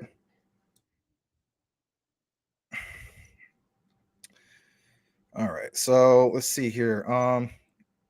So answered some of that, obviously, with the whole patent stuff. Why is Jasmy giving companies free Jasmy coin before partnering? Do you want to answer that? I can answer that. Yeah, I don't have the answer for that one. So that was confirmed a while back. Basically, in our first particular deep dive in regards to Jasmy, that was actually that was confirmed, not with actually within their company. You can go on crypto Twitter, you can read more about it. But that was something that was definitely confirmed. Some people were saying that the price tanked because of that, because I don't know if it was 80,000 tokens at the time, which I guess that was a significant amount. Don't quote me on the exact amount, but all this stuff was confirmed way, way back. And I think even Hara addressed the particular issue in regards to that. And we did get confirmation about it, but you're more to read up more about it. It's a lot to talk about. But yeah, I would definitely look more into that if that's the thing. But if anything, I mean, if Jasmy's not for you, Jasmy's not for you. I mean, we're not going to try to convince you. All right.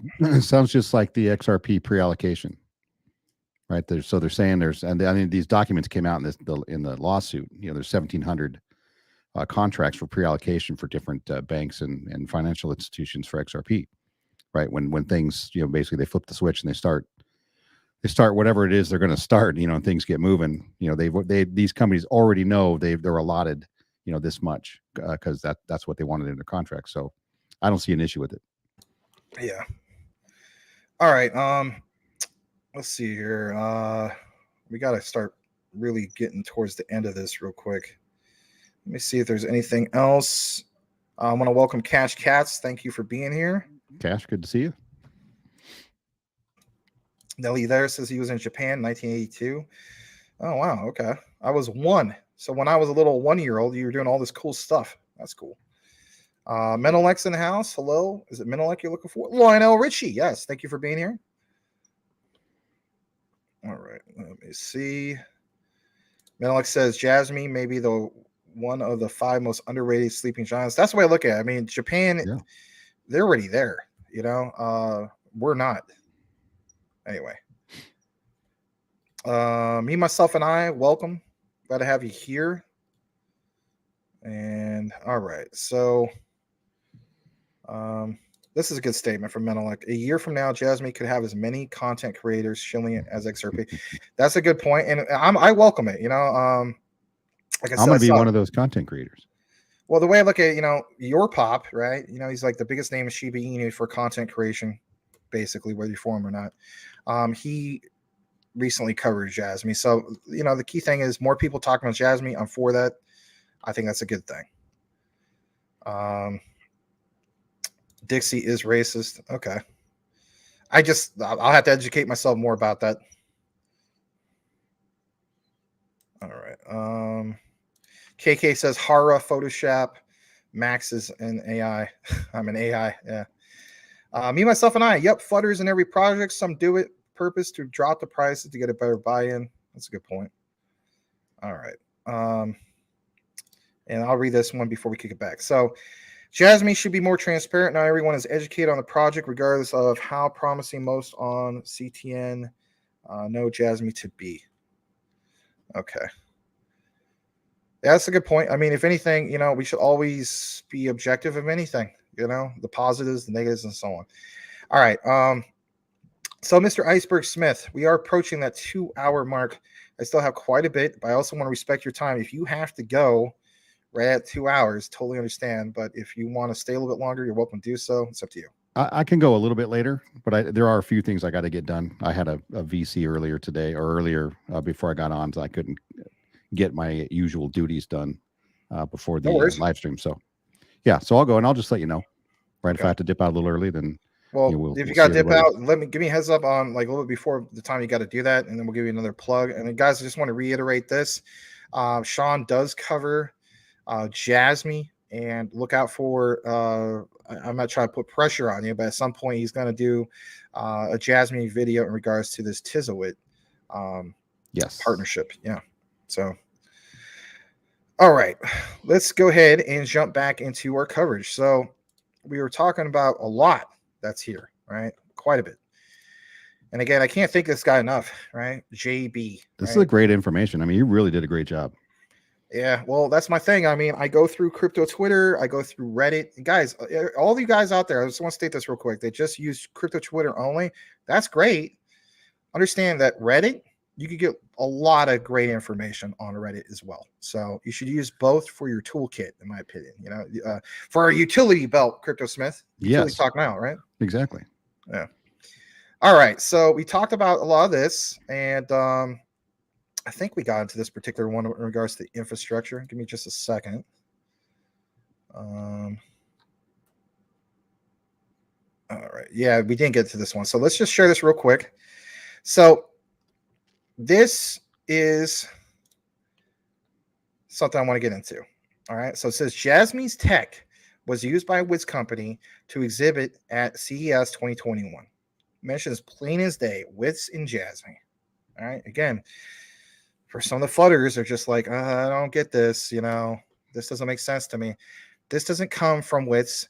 This doesn't come from Jasmy. This comes from a different source, and it's actually this particular site, which is juanlan.zhu.com. Okay. All this stuff is verifiable. WITS Corporation, like it says, will be participating. It did, which will be held online from January of that particular date. While at the show, WITS publicly announced that they were using Jasmy's technology. We confirmed that part earlier, right? But when we go further down on this, look at the thing in regards to the main exhibition. They presented SXIM. We talked about that. Let's go further down, actually. How about the WITS company profile? Before we get to that, excuse me. How about the smart city? So the WAR XS is a series of smart cities that is simulated using the high precision 3D model smart city. And that was exhibited. Can't even say that word right now. It was shown, obviously, exhibited back in November of 2021. WAR XS is a smart city and is not limited to the reproducing of mobility services by autonomous vehicles, but also can reproduce traffic flow. Interesting. At the same time, all data and services expected in a smart city can be simulated, such as people flow, infrastructure, so on and so forth. Now, let's jump into the company profile for just a brief moment. So the WITS company profile. WITS is a company that contributes to the development of autonomous driving, artificial intelligence. I mean, think about it, guys. We're connecting the dots. Why wouldn't Jasmy and why wouldn't WITS want to work together if they're all about IoT and AI, right? I mean, come on. It's not rocket science. It makes sense. Yeah. By providing specialized technologies such as embedded software, security simulation, functional safety, and even operating systems. Now, in regards to WITS, they have been involved in the development of Japan's leading automakers. And we know that because, like I said again, they are a subsidiary of Toyota. All the flooders are like, oh, it doesn't say Toyota. It doesn't say Toyota didn't mention anything. Understand there's a difference between the main company and subsidiaries. Subsidiaries exist all over the place. And a lot of them don't go public and say, you know what? I got a Mercedes-Benz partnership.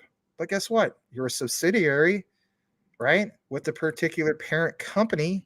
Come on, guys. Think about it. All right. So there's this whole thing of home appliance manufacturers, machine tool manufacturers. They recognize, obviously, Jasmy, right? Internet of Things. But I like this. It says Jasmy is a company that develops and provides data security and sharing services in the Internet of Things era, right? The era. And that era moving forward is all about Web3. We are committing to protecting the data that originally belongs to individuals and building decentralized autonomous world so as to realize the sharing of data value. When we talk about the whole thing of, the Bitcoin white paper and, the decentralization of that and so on, we're talking about this right here. The whole entire decentralizing of data and the centralizing of a whole freaking city or maybe a whole economy or a whole country, you name it.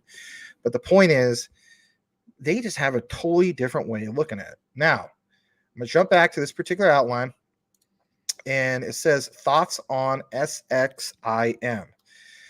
Now, his thoughts on it is that this is a service that is useful for the following reasons, right? And if you're still paying attention with us, hopefully you guys are, this is going to allow users to have personalized services on attractions offered, pairs well with Tizwit, right? As venues could use to improve visitors' experience through their local transportation systems.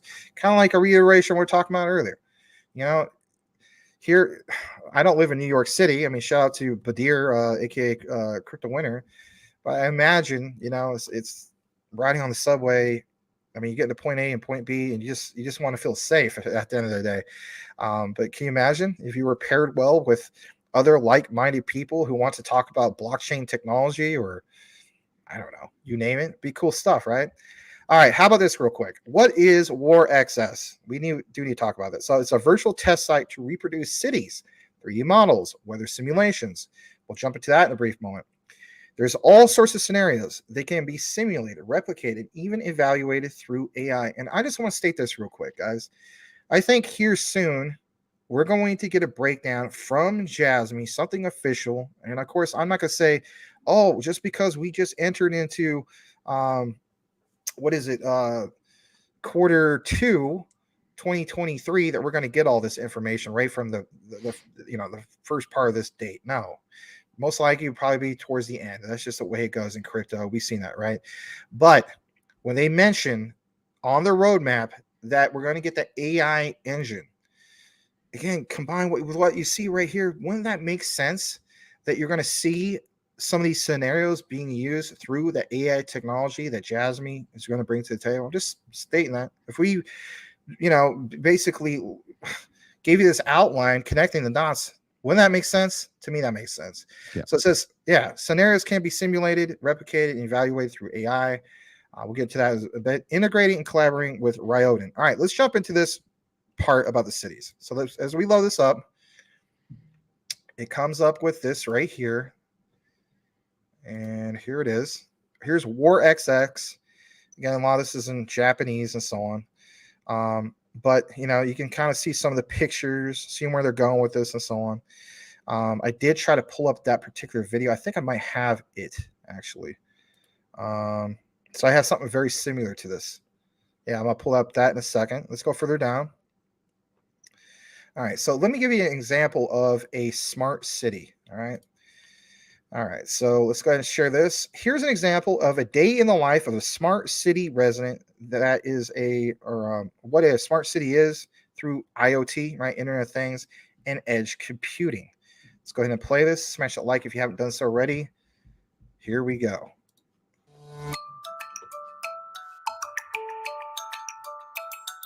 When I leave my house every morning, 5 days a week, my phone app tells me how long my commute to work will be. Today, it tells me that I could make it to work faster by train due to an accident on the highway. Each street I walk into recognizes me, along with other commuters, and sends alerts on human traffic for both the trains and buses. At the station, the retail and F&B outlets send out offers to customers in their database. Each platform is allowing a certain number of people to safely board the train. I board the train after a slight delay, and off I go. 10 minutes away from my stop, I receive a message from my usual coffee shop asking if I'd like them to prepare a long black, my usual morning coffee. The train arrives at my stop, and I leave the platform as the exact amount for the ride is deducted from my account. I walk past the coffee shop to pick up my long black, as the coffee cost is deducted from my account automatically. As I'm about 5 minutes away from the office, I get a message asking whether I'd like to get a vacant workstation prepared. I am given a few choices, and I pick one with a nice view. My IP settings are then set at the workstation, including my preferred light adjustments. I enter my office building, and I get facially recognized and automatically scanned for dangerous items or illegal substances. Once cleared, I am informed to take a specific elevator to the floor where I have my workstation ready and waiting. I walk past the security doors and reach my workstation and settle in. Another day starts.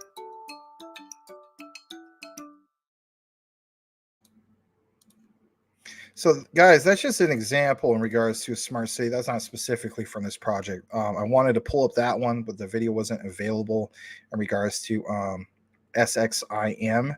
But, I mean, come on. I mean, that gives you the gist of it. Yeah, all of that wraps everything up nicely, right? And gives you those possibilities that can happen. And all of them make sense, and then, but yet, here we're going to have to figure out, facial recognition. Nobody wants to hear that, but it's a fact. It already exists today, right? We already have it in the US, whether you like it or not. Scanning you for, dangerous objects or illegal, substances or whatever. We have to do that for most places. You got to go to school. They might scan you for weapons, the airports, everything else. So, that stuff's already there. I don't see a huge problem with it. Obviously the older crowd is going to have an issue with that. Everything's so intrusive, but I don't think, them getting up and going to work like that in the middle of the city, isn't really a big deal for a lot of them because they don't do that. So I think the younger population will really really dig something that prepares everything for them in advance. They don't have to worry about things being set up or being late to work because they chose the wrong route, right? Right. Who was it? Abraham Lincoln said something like this. You know, you can, well, I mean, this is kind of a remix of it, right? You can fool some of the people some of the time, or how about this? You can please some of the people some of the time. You can please most of the people most of the time, but you can't please all of the people all of the time. No. Yeah. No, you'll get pushback. But in other countries, this will be welcomed. Right, that kind of technology, moving everything forward would be welcome. You don't have to pull out your wallet anymore. Everything's on your phone, or it's just automatic. So yeah, you just walk through your day. I mean, who knows? It's going to present different types of challenges. I'm sure it's some that we haven't even thought of yet. But that's this is progress. Yeah, absolutely, it definitely is. Henry Brown, this is at 7:43, so not. I don't know, about half an hour ago. I apologize. We're just really into that one. He says, finally, The Rock has come back to Crypto Talk. RVD, Rob Van Dam. Coinbase gets Bermuda license, plans to launch offshore exchange in the coming weeks. I didn't realize that. Did you hear about that? Oh, yeah, I did. They're basically they're firing shots, at the SEC right now. They're saying, hey, we'll take our ball and we'll go somewhere else if you don't want our business here in the U.S. So, yeah, that's going to be a war, I think. Actually, I did. What was I saying? I think the other day I mentioned something about that. I retweeted it. It was worded different. Yeah, duh. What am I talking about? Yesterday, we did talk about it. I think it was yesterday.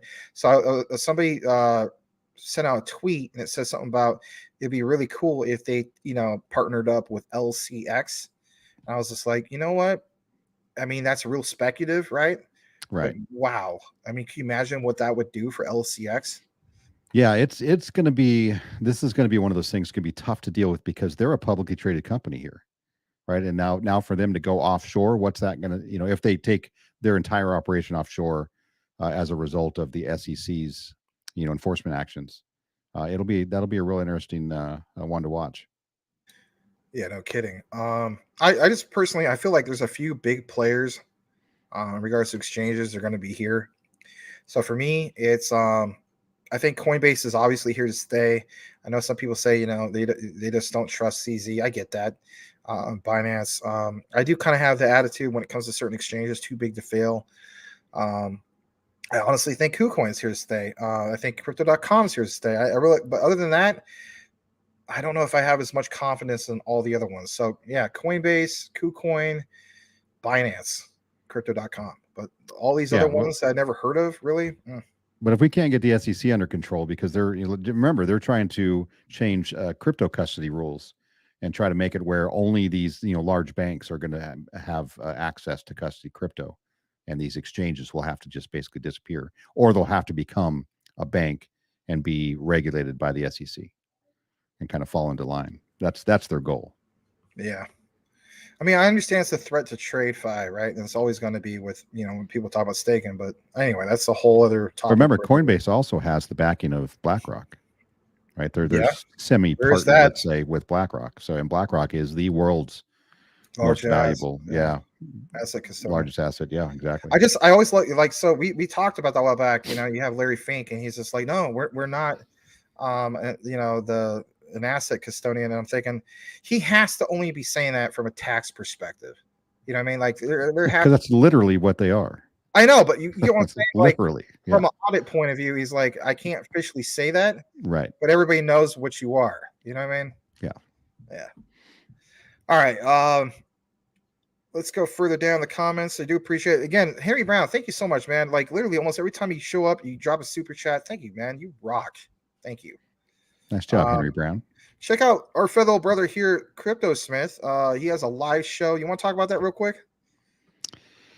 Yeah, live show. Got kind of screwed out of that again on Saturday with my camera going down, but we're going to be up and running this Saturday, 8:00 Eastern time. And I talk really about anything and everything, generally crypto related, but I'll go where the chat takes me. I may have some, I always have something prepared, but then it always goes awry at some point, and we end up just chatting about whatever. So, and I may have some guests on. We may talk about MMAI or maybe Metapolitans or something this week, but yeah, it's always fun. Everybody, you guys should come by and check in and chat.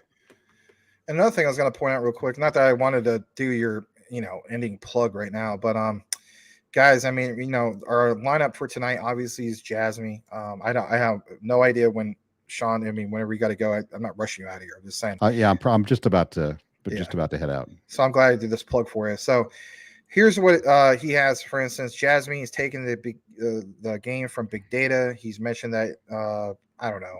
What do you think? About a week or so, you're gonna do Tizawit? No, actually, I plan on doing that. What's today? Wednesday. I think that's probably going to be my Friday video. Oh, wow. So right around the corner. Yeah. Cool stuff.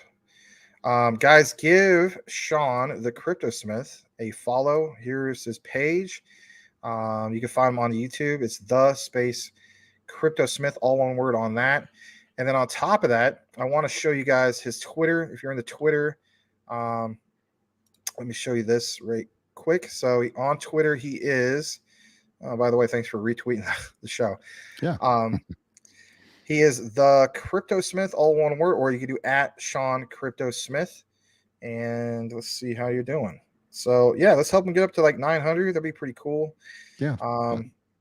Twitter's a lot harder to get followers on, and I'm not that active. On Twitter, I do a lot of retweets and I do a lot of research from Twitter, but I don't really, I'm not really as active as I probably should be. Yep. All right. So in closing for you, not for me, guys, I'm still going to be here because I got a lot of Jasmine. I want to get, yeah. You got a long way to go, man. That's all right.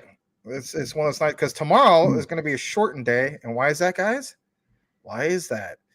Go Phoenix Suns, baby. Tied up the series last night. Yeah, you guys won 1-1. And they were down originally by like 13. Came back. CP3 start hitting some mid-range jumpers. Who was DeAndre Ayton, showed up pretty big for him, I thought, and so on. But it was cool stuff, man. I was kind of worried, and then I was watching that second half, and I was like, man, we're good. And then that fourth quarter, man, we were more than good. I was so glad. Anyway. Yeah, and good luck to your sons there. Thank you. I didn't want to go back to, I almost said Staples Center, crypto.com arena, right? Mm-hmm. Yeah. Being down 2-0, that would have sucked, man. That would have been horrible. Anyway.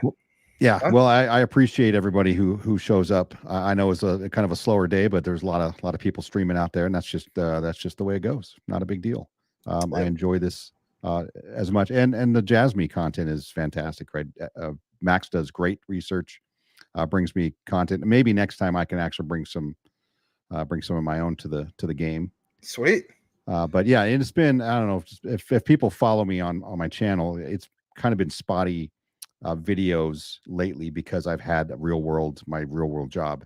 I kind of took over there for a little while, and I had a lot of really important things to do to get done. And I went through some bunch of corporate management training and stuff. So that's all done and over with. So now I'm back to hopefully putting out some good content. Well, awesome. It's understandable. I mean, not everybody can, I don't know, be I have a limited amount of time. Dude. Yeah, I have a limited amount of time, and I just got to figure out how to make better use of that time, I guess, now. I used to work 3 jobs at one point and still try to do the crypto thing, but there was still no way I was able to do 3 videos a day and all that stuff. Yeah. It's just there's no way. Can't do that. All right, my friend. Well, great having you on, guys. Continue to stay tuned. But Sean Cryptosmith, man, we love you. Thank you so much for even showing up yesterday for a big anniversary. Saw you in the comments, and guys, give him a follow. Thank you again for being here, man. All right. I appreciate it, guys. We'll see you guys next time. All right, buddy. Take it easy. All right. See you, Max. All right. We're going to get into a few more comments. We still have quite a bit in regards to this outline. If it ends up being WrestleMania, it's going to be WrestleMania. But the thing is this. I'm telling you guys, when I said the other day that I have some big news in regards to a bombshell for Jasmine, it is just that. It is big. So we don't typically do this all the time, right? But for utility talk now, we do. But anyway, I want to get into a few more comments. Hopefully you guys liked some of what you saw. You want to see any type of crypto project have something solid. And my thing was, let's, confirm some of this stuff. Let's have the sources. Let's have the links. Let's have all of it. Hyperledger Fabric, solid partnerships. examples of smart cities, examples of autonomous driving. Ah, man, I'm telling you flat out, when I keep saying, could Jasmine be the ones to get us there first? Very well could be. And for me personally, I'm just looking at it from the perspective of like, you know what? Maybe I should get some more Jasmine. That's just me personally. Not saying for what you guys should do, but I don't know. It just seems like there's consistently something there for Jasmine. All right, let's get into a few more comments. Thank you again, guys, for being here. You're awesome. Alex Wright, thank you for being here. And Ollie way down. Oh, ALI. Yeah. All right, let's go further into the comments. You guys have a private conversation. That's good stuff. Nothing wrong with that. Baby Doge ain't got no utility. That's the utility. That's a funny comment. All right, Cash Cats. He says, chilling with the CTN fam. All right, this is a while ago. I got to catch way up, don't I? How about this for Metalite? Is there any project with a more diverse tech stack than Jasmine right now? That's a good point. This is good info, I guess. Let's see. Excuse me. From GS, Baby Doge, blockchain agnostic, enterprise adoption, real world utility, over and under ledger. Okay. All right. You guys are pretty serious about this stuff. Well, I don't think it's a bad meme token, Baby Doge. Some of you guys like Coochie Boy and a few others have made pretty good money on it. At the end of the day, it's all about what it's all about for any of this stuff, right? Investment opportunities. So on Mexi, yeah, I could believe that. All right. Cool Cat says I'm a KuCoin maxi, so it's good for me. Yeah. KuCoin's pretty much my go-to nowadays. There has been for probably over a year or two. They open up to 27 million or more. Oh, that's cool stuff. All right, time to drum. Boom, to the boom, to the boom, to the boom, to the boom. Surf's up. Good show. I'm out. Surf's up. All right, way inside. Take it easy. You're probably gone by now. All right. Josh says, thank you, Max. I had no idea KuCoin had XRP to purchase. I got my moon bag. Good vibes. Oh, cool stuff, man. Welcome back, Josh. Yeah, you're very welcome. Hopefully you guys enjoyed some of that. They made us sing Dixieland when I was in elementary school. Oh, they did? Well, I don't know everything. I got to educate myself about this whole Dixie thing and then come to my own conclusion. But, I mean, the way I look at it is a lot of you guys are very well educated, obviously Mentalect. And Mentalect saying it really truly is racist. Hey, man, I take you for your word on that. Absolutely. So I have to find out a little bit more in regards to that. I don't know why all of a sudden, like, I don't know, maybe there's something. I try to stay up to date on a lot of things, but I did hear about that rumor that, Dixie Chicks, I guess, changed your name. I just didn't know what they changed it to. I was never, it's not my really style, my style of music. I just remember they're really big in the early 2000s, right? Anyway, Sean, the common sense of crypto. Max does great investing. Thanks, guys. You guys rock. Thank you. I'm just now catching up to this stuff. Thank you. Excuse me. I don't know. It's weird here in Phoenix. Like, you get kind of a late spring bloom and then kind of get the sniffles. So sorry about that. But yeah, I appreciate you guys. You rock. Hopefully I'll made about Tree Fitty and Baby Doge. Good stuff. All right. This is a good comment for Sean. Sean Cryptosmith will tell it like it is. Yeah, that's good. That's the one thing I really do like about him. And then, even here on the show, like he's not going to agree with everything I say, and I'm cool with that. Just like, what's the JJ? I mean, I don't even know if he's here anymore. I didn't see anything more of, I don't know. Let me see if he's even here anymore. JJ, I mean, you didn't have to go away, JJ. Hopefully he didn't scare you away, but anyway. But my point is, like, we got to have, people who want to see different perspectives, whether it's Cool Cat Crypto and, Max, it's the Ethereum, ERC20 token or Quant. Or, it's okay. There's nothing wrong with that. All right. Triple C messing with Dogelon, like Doge on Mars. That's a good point. Cash Cats, Max, the GOAT. Wow, what a compliment. Thank you. Jasmine content, Mutta Photos beware. A lot of photos. Oh man, probably can't say that too much, right? You know, I don't want to get canceled by YouTube, but anyway. All right, let's read a few more comments. I gotta read more Brian Dowd comments. Did someone spike Cool Cat's food again? All right, and then mushroom with a smiley. Volt Inu. All right. Jasmine sounds like the next Skynet. I don't know about that. I don't know about that because my thing is this, right? So if they're all about decentralization, wouldn't Skynet be the opposite of that to a sense? But I get what your point is. You know, a lot of like Skynet originally sounded like something in which you're developing. Was it Cyberdyne systems, right?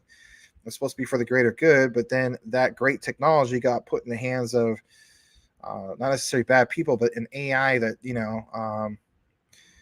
that took over and became too smart and became evil to a sense. So the AI engine, I guess they're going to be the next Skynet. I'm just kidding, man. Thank you for being here, Alex. Right, that's a good statement, though. All right. Let's see. Jasmine was fully self-aware by 2024. Magic Power, Jasmine now reaches 49K owners. Yeah, I think somebody's posted 50. All right. All companies will have to use data storage at some point. That's a good point. Magic Power says the goal at the end of the year is 100K holders. Yeah, but how about this for long term? I mean, Hara mentioned 100 million worldwide. I mean, that's amazing. But here's the thing, guys. Like we always mention, take some profits. It's not financial advice, but you never know what can happen, especially with the next, fourth year cycle and all this, right? So, all right. I'm gonna go further down. XRP. I wouldn't mind XRP at 589. That'd be amazing. All right.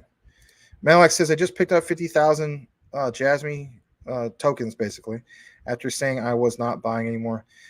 Yeah, I mean, it's just I just think there's something really solid there. We're gonna pull up their price on CMC for just a brief moment. So let's just do that. And here we go. So on CMC, Jasmine. Yeah, this might tank down to 5.9. It's possible. I mean, if it keeps going this way, right? But I mean, even the volume down 23%. I mean, come on, 81, almost 82 million in volume. That's not too shabby. It's nothing to bat an eye at. Let's see a little bit more what you guys were talking about. Holders. And this is from CNC, right? But yeah, it's pretty much close to that 50,000. So pretty cool stuff. Yeah. All right. I'm going to read a couple more comments, so kick it back into our outline. Me, myself, and I. Oh, by the way, I did see your comment in regards to what you said, thanking me for that video in regards to Dimitra. Yeah, I was very glad to do it. And I think it's a solid project. I mean, the tokenization of agriculture. I mean, it's a very impressive project, and I can see why you and about 4 or 5 other people all mentioned it all in the same night. Guys, check that out. Let's see how that video actually is doing real quick. Probably not doing all that great. I mean, a lot of times people only look into projects when things are like really taking off, right? All right, let's see real quick. 108 views 6 hours ago. I mean, it doesn't do the views like Jasmine and stuff, but it ain't about that. We cover all sorts of things that we feel as though is solid. But yeah, check it out in the recorded video section. I'll show you guys just real quick what I'm talking about. It's right here. I released it 6 hours ago.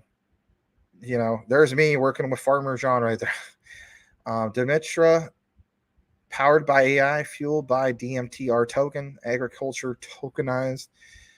It's very, very cool. And it starts off as an intro. It ends up becoming a deep dive. We did do a deep dive into that white paper. I want to reiterate it again. Probably one of the most impressive white papers I've seen. Very, very well written white paper. You want an example of a well written white paper with a wascally wabbit? God. Weed that white paper. What is wrong with me? All right. You're sitting on 606,000 Jasmine. Yeah, you got more than I got. That's nice, man. Yeah, I would like to eventually get a million or more personally. And I don't know, man. With some of my power swaps coming up, I might have to consider some of those things. So it's like, man, I want to stack more quant. I want to stack more of these other ones. But for some of you guys that already done that, you're like, been there, done that. I can understand why you're stacking Jasmine. Absolutely. So, yep. Absolutely. All right. Abraham Lincoln once said, you can't always believe what you read on the internet. So there's a diner here, Edward. It's called Fast Eddie's. And as soon as you walk in, you see that. And it's just hilarious. Anyway. Nelly there says, does anyone realize that hazards association with constant scanning of the human body?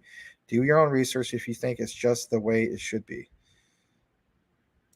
I'm sure there is. I mean, it probably not helping anything, but I will have to do more of my own research on that. Mental Life says he's thinking that anyone who hodls, I should say, 100,000 Jasmine now will be very happy in a couple years.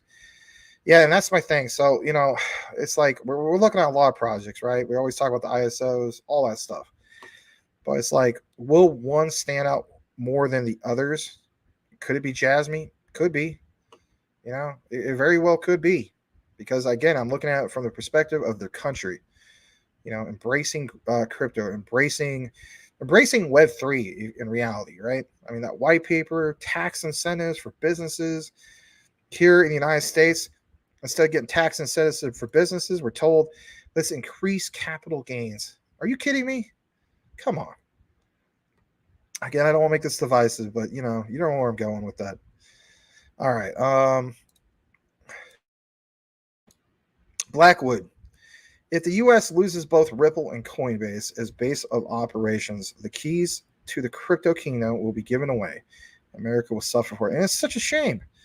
It is such a shame. Can you imagine some of our ancestors who are like totally bleeding gung-ho, being, America should be first. And when it comes to innovation, we're not first. We're last, for crying out loud. Unless I'm completely wrong, and I hope Crypto Mike is right about this, aka Mike Cornwell, aka Elon Musk. We could be working in the background and don't know about it. Maybe got some, an ace under our sleeve. I hope that's the case. I hope to God that is the case. All right. You would ask me that, wouldn't you? XLM or Jasmine? Long term, I'm going to go obviously with Stellar. All right, for long term. But for the shorter term, I'm going to have to go with Jasmine. Yes. Because, I basically explained my reasons for that. Because for the same reason on some of these other ones. So, don't get me wrong. With regulatory clarity, it's blast off for all these projects. But until we get regulatory clarity, you also got a country that really, to be honest, they already get that. They already have that clarity to a sense. They already have embraced Web3. They already, again, the Web3 white paper, tax incentives, all that stuff. Totally different mindset when it comes to all this compared to the United States. And that, of course, I'm not bashing the US. That's just reality. So, yeah, short term, Jasmine. Long term, Stellar. Some people will say, well, why not long term Jasmine? Well, you can't as well. Don't get me wrong. Maybe we keep an extra moon bag, or shout out to Coochie Boy. He mentions like you should have like 3 bags, right? Maybe one on the short. I'm not quoting you, Coochie Boy. I'm saying I think he has something like that. It was like one on the short, one on the long, and one on for taking profits. Am I too far off? Okay, I think I remember. And that's a great way of looking at it. Yeah. Alex Wright, thanks so much for subbing to Crypto Smith, man. Great content creator. Tells it like it is.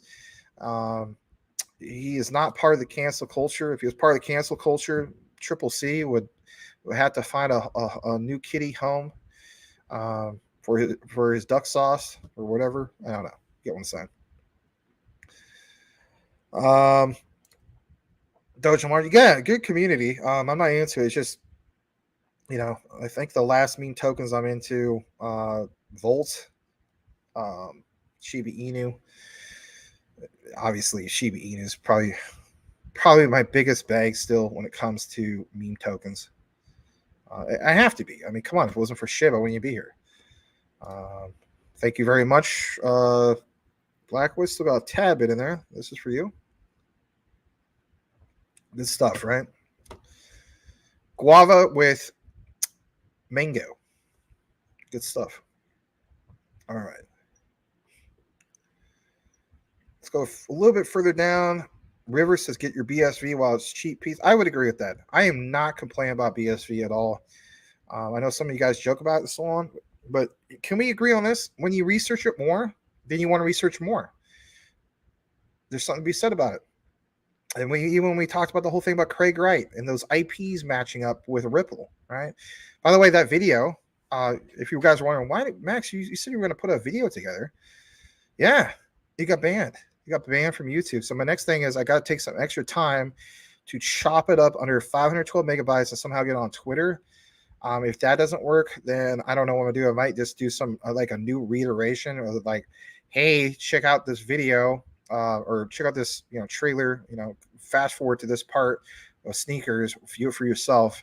If that's the only way I could do it, that's the only way I could do it. But Universal's like throwing a hissy fit and saying, we even got a strike for it. So, but I do want to get the info out there and so on. But anyway, yeah, BSV. I mean, Craig Wright, right? So it's like, remember the whole thing, the confirmation of those IP addresses, and then apparently the world's fastest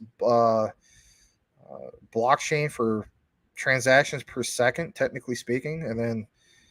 I don't know, man. I mean, the way I look at it is for the same reasons, but like if I'm still in Cypherium because I'm thinking FedNow comes out in July, and what if a lot of us are wrong?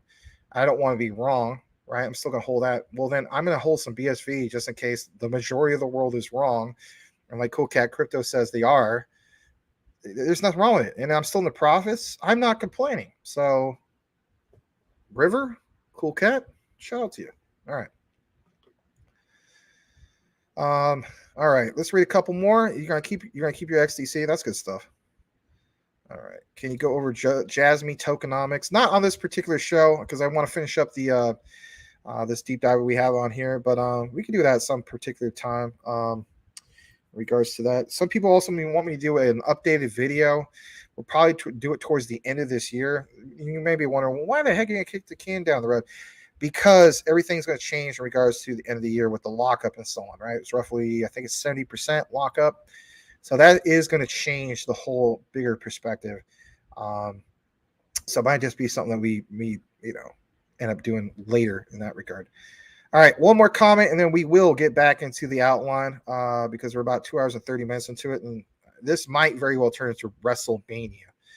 All right, how about this? 3 more, because I see some good comments there. Blackwood he's at 88K Jasmy, not too shabby. Trying to reach 100. That's a good goal.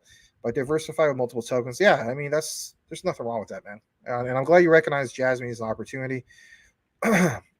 So shout out to you on that. Nelly there says, Degenerate, you have likely conjured up the image of some pinhead dressed in soiled burlap. Their shoes are made of dollar store plastic bags. What the heck? And their teeth are brown wherever they are missing. All right, aren't missing. Very interesting. What the heck? All right, Max, what price do you see Jasmy being around Q4 when they lock up the supply? Man, there's so many factors. So I'm not willing to give an answer on that yet. I know some people are like, man, really, Max? Really? Here's the thing, guys. Let's collect our thoughts together. I know we're excited in regards to some of this stuff.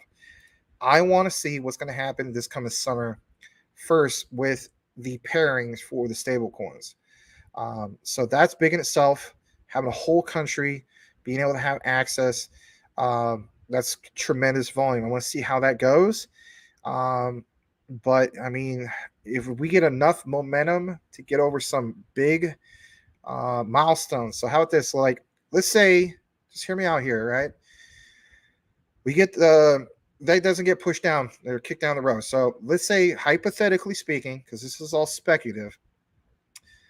Was it June? I think latest July. So let's just say July, right? Let's literally say July 28th or something like that. July, we have the unbanning of these pairings for Circle, Tether, and so on. This, of course, creates a lot of volume.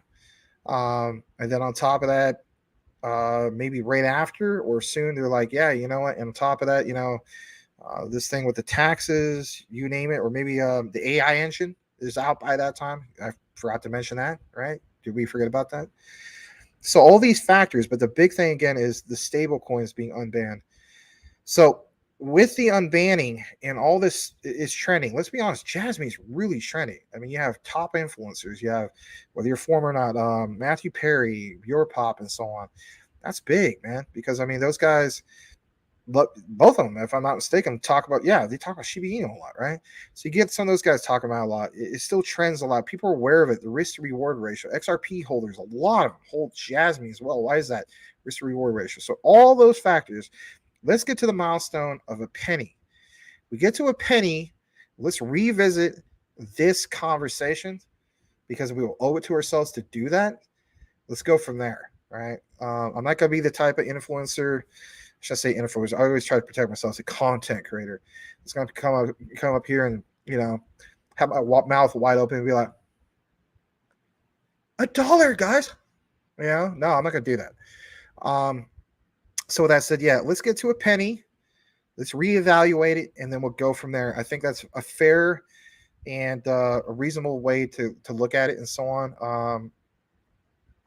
And I mean, guys, come on, that's only like what? A few months down the road. I mean, nobody thought that we'd be here in 2023 so quick, and we were, right? 2022 flew by. Anyway,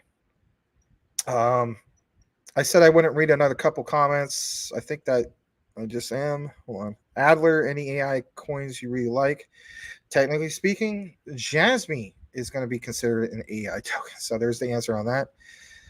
But a real good project. Singularity Net is a standout project, not financial advice.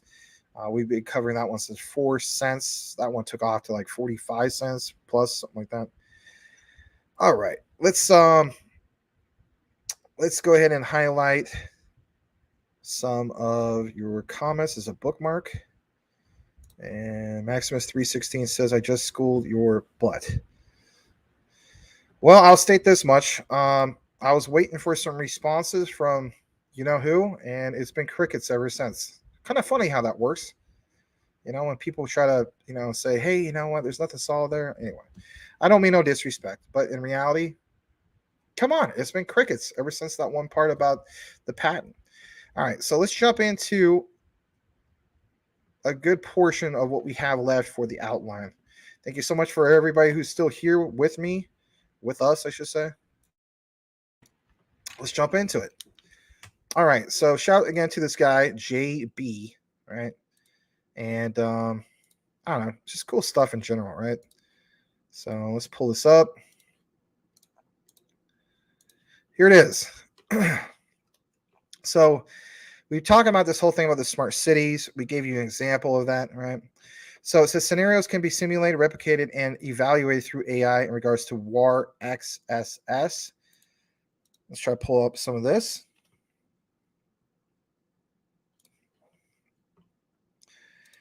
Here it is. It's just loading up for you guys. Excuse me. So here's some of the particular pictures loading up, right? Gives you examples of the smart cities and so on. Unfortunately, it's not going to interpret this on Google Translate. But again, you have an idea of how this is all going to play out, right? And maybe you can get into some of the functions and case here in a bit. I mean, even hooked up to the front of the bus. I mean, how it scales a whole area, right? There's some other info. Let me try to jump into this real quick. Some of the functions. Okay, so that's it right there. Let me see if I can actually pull this up on a second. I'm going to see if I can pull this up on Google Translate for just a brief moment. So, because I think this part might be pretty juicy. All right. Yeah, let's read this for a second. Yeah, we'll share this. So on an interpretation of what you just saw, right? of that bus, right? So it says, so in this use case, it says this is going to visualize the effective range and blind spots of sensors installed in vehicles and traffic infrastructure on a simulation. You can judge whether there is a problem with operation plans, LiDAR, and cameras are assumed. In addition, you can arbitrarily change the position and specifications of the sensor, just kind of let you know what the heck it is. So that's cool stuff. We're going to jump back to a little bit more what we have here. All right, so in regards to Ryoden, I believe that is the last part we left off, so sorry about that. It says integrating and collaborating with Ryoden. All right, you may be wondering, what the heck is Ryoden, Max? Well, I got the answer for you. So as this loads up, let me pull that up. I actually clicked on the wrong button. Here's Ryoden. All right, so why this? Well, like it says, embedded software solutions for the automotive industry virtual environments, supporting the quality and efficiency of vehicle-mounted ECUs. Now, why is this important to you? Well, you might not care for all the technical stuff, but again, guys, it's the Jasmine connection. I mean, this should pound it home even that much more in regards to the deep dive. So it says, today, the automotive industry is making rapid progress in development of connected, autonomous, shared and services, electric case technologies. One component strongly impacted by the progress is the electronic control unit, ECU. Basically, that controls the system and software, embedded in automobiles. These controls are growing in complexity and even scale. While the number of ECUs incorporated in each vehicle is rising dramatically, listen to this. If this trend escalates, manufacturers face considerable challenges as quality declines and development worker hours increase. Ryoden, however, addresses these issues with two solutions, and here they are: standardization of software via AutoSAR and streamlining of the evaluation process using virtual environments. I'm not going to get into all of this, but look what it says here. Drawing on its extensive track record and perspective as a trading company, Ryoden can propose wide-ranging technical support for the creation of algorithms and even software using a wide range of tools. All right.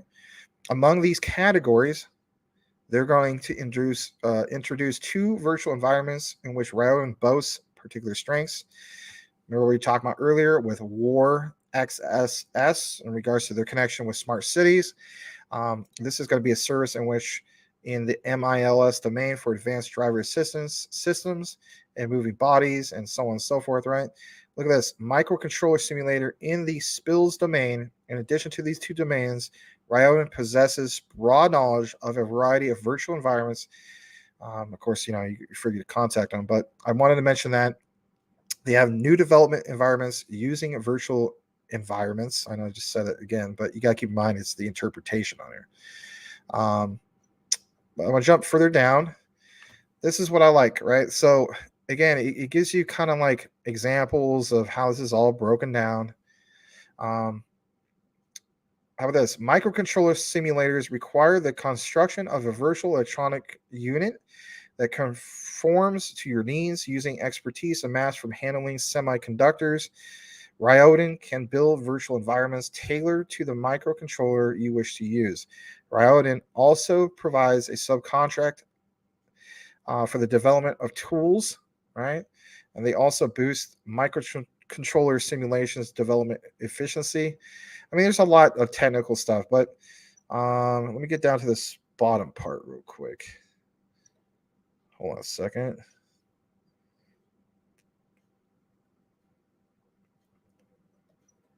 I think it's the equipment. Hold on a second. I'm just going to double check.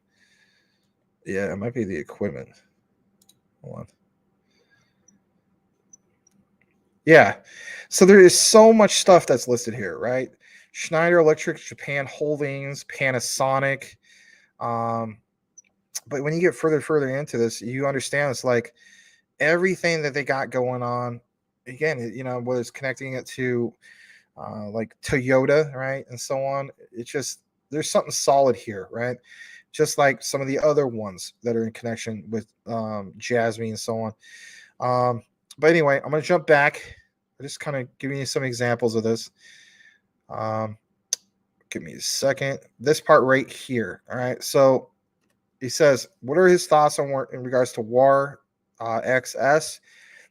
He says this service is useful for the following reasons. Of course, contribute to mass and smart cities. If you're just tuning in, again, this is an outline. We talked about mass earlier in the definition. But anyway, this will improve planning for vehicles, citizens, and interactions with environments. Ryoden is a big partner to have to integrate into their systems. So again, guys, the whole main thing or why I'm showing you all this is you're literally having all the dots connected from every particular angle. You see the confirmed partnerships. You see this whole outline from JB. There's, again, just a little bit more, some of the good stuff, right? And that is this. I showed you a long time ago. I mean, for some people who are paying attention to this, you remember this. So one of my first Jasmine videos, I did show a video in regards to SF Twin. So it says, similar to WAR XS, this product offers a virtual test site to reproduce factory/industrial setting and training of robotic products. On April 18th, 2023, they announced a new edition and product site launch. So I'm going to show you guys this one first, and you might remember some of this stuff. Let me go into it. So yeah, digital twin solution using virtual space technology. Again, all this is connected to WITS, and again, what's connected, to from WITS is, Jasmine, the Jasmine and WITS partnerships. That's one of the key things. Here's an example of the digital twin, right? And it says you can program without the actual machine. You can basically check it by simulation. I think I showed you, this arm. I showed it in a video for you guys. I'll show you guys again. Yeah, here it is. So if you saw that recorded video I did a while back, it gives you a demo. And one of the key things was in this demo, and I'll just show it just for a brief bit, they show you this right here. I'll fast forward to it. Notice he's using, like, for instance, a PlayStation controller. Anyway, I showed you guys this in a particular deep dive recorded video, right? Anyway, cool stuff. So there's that. And then when we go further down, right, it mentions some of these other key things, right? Importing equipment objects, STP data. You can reproduce the lines in your factory by installing multiple collaborative robots. It's possible to check mutual interference during this simultaneous operation. But again, one of the key things is this partnership of WITS with Jasmine, for instance, is pretty big because, it's like Internet of Things. Perfect example. Internet of Things, right? This is there you have it. I mean, anything and everything, right? All right, so we're gonna play this other one. This is the SF Twin Cobot, or Cobot, I should say. And on this particular one, I don't think it's super long. Let me just double check. Yeah, it's only about a little under 3 minutes. So we're gonna play this. Smash that like if you haven't done so already. This is some extended coverage in regards to this deep dive for Jasmine, right? A lot of big things going on for Jasmine that people don't realize. Here we go.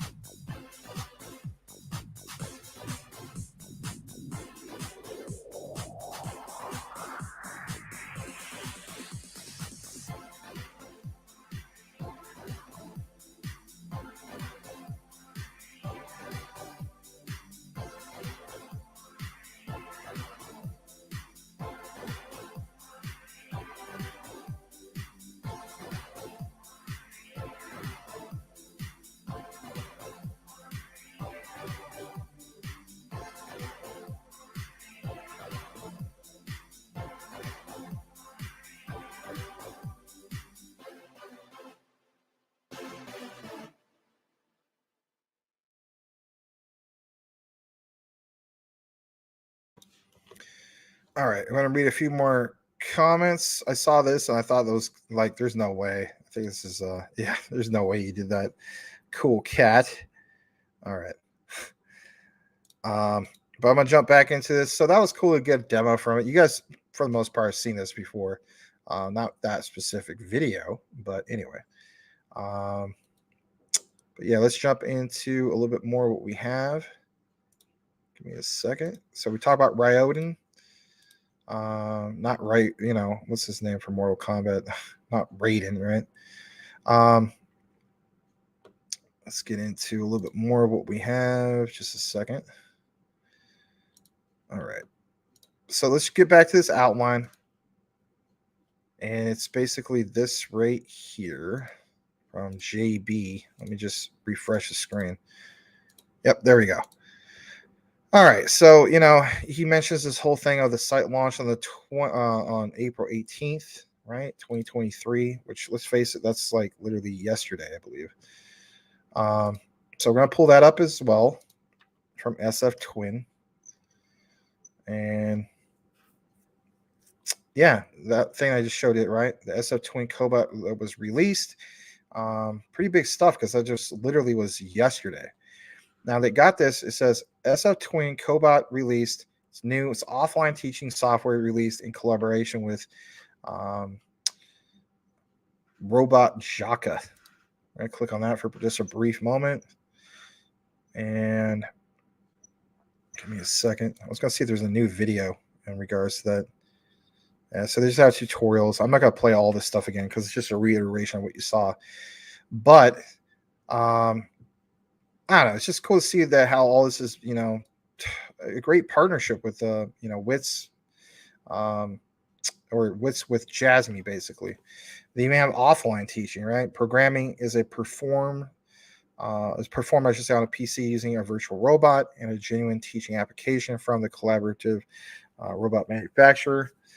They use genuine teaching app from the robot manufacturer, real-time monitoring. You can log all this stuff. Cool stuff. I'm not going to play any more of these particular videos, but anyway, it just launched literally yesterday. That's pretty cool stuff.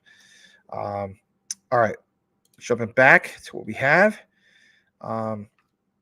So again, a little bit of a reiteration of SF Twin. If you're wondering about it, again, virtual simulation supports Jaka robotic devices, which are used by manufacturing leaders. They have recent plans to support standard robotics to explain potential clients. For example, Tesla. Let's pull it up for a second. Let's load this up. And let's jump down. And here's some examples. So let's take a moment to look at this. All right, self-sustaining running AMR, maximum stop position, right? All sorts of stuff, right? The Internet of Things, AI, you name it, right? So this was the last update, March 12th, right? Demonstration of the new model of standard robot. There's case studies, all this stuff. I mean, if you're really into this, right? So I thought I'd show you guys that. And I'm going to jump back. All right. So his thoughts in regards to SF Twin and why it matters, right? He says this service is useful for the following reasons. It allows for facility planning as manufacturing companies heavily rely on this to simulate and increase efficiencies in production. Basically speaking, allows for cheaper training of these devices since they are just that, virtual. All right. Like he says, that covers the products. Now he'd like to mention that WITS does offer more services, which he will briefly speak about, and some he won't, as he wants to keep pertaining this to Jasmine and the potential future participation. Here's a screenshot of recent WITS quarterly report for progress in the fiscal year ending in 2023. And this is good, really, really good information, right? Again, you appreciate somebody like this. I mean, I think this guy's gonna be a rising star, in my opinion, on Twitter. I mean, for him to, I don't know how long he's been on Twitter, but I imagine not too long.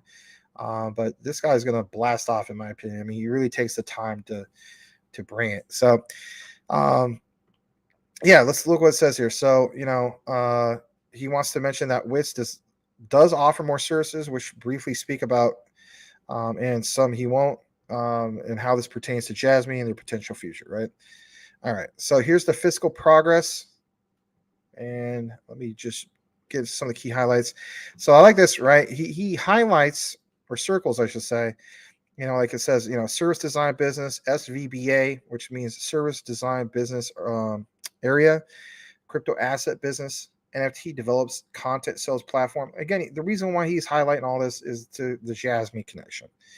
How this new businesses, Tizzlewit, right, with Wits, Web3 anonymity is being misunderstood, and inquiries, are increasing.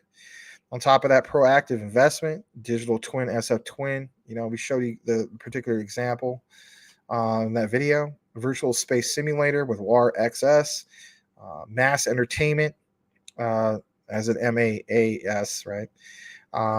Acquiring patents, obtaining rights to related as to characteristics, business model patents, and how about this last part? Obtain to competitive funds, conducting research on basic technologies that will improve the quality of life, with the main theme of symbiosis and coexistence with AI. Right, that's pretty cool stuff. And let's see, we're going to go here. What about Wits partners, right? So it says one partner is Albert Inc., whose service closely aligns with Wits' products. Let's try to see if we can pull that up for a second. Just jump out of some of these particular ones. All right. So here's this one, Albert Inc. They have this right here. They're going to introduce in detail the technical areas and research content that Albert is working on. Let me see where I'm at on the frame. All right. As we go further down, it says neural network and 3D construction. All right. But everything that's mentioned here has everything to do with Internet of Things. It says, for instance, in the field of computer vision, various methods are being researched to understand the surrounding environment, right? Sensors, again, back to that one video of the picture of the guy with the bus, object tracking, scene understanding and representation learning, again, robotics, right? Learning, the behaviors within, so on. Like, look at what it says here. With the development of AI, the fields where robotics are active and expanding, right? Man, I don't know. Maybe you guys are getting burnt out with some of this stuff, but my key thing is it just pounds it home that much more in regards to this whole thing with Jasmine. I'll jump back to this. Hold on a second. I'm going to come back in the frame. I didn't even realize I was out of the frame. So give me just a second. How about the AI division? Because you know what? The whole thing with Jasmine and AI is going to be really huge coming up here soon. I mean, this could be very well a taste of what's to come. So there's this. And again, this is a little bit more from Wits, but for, the whole thing with AI. So it says, have you ever wondered if this is really enough AI learning data?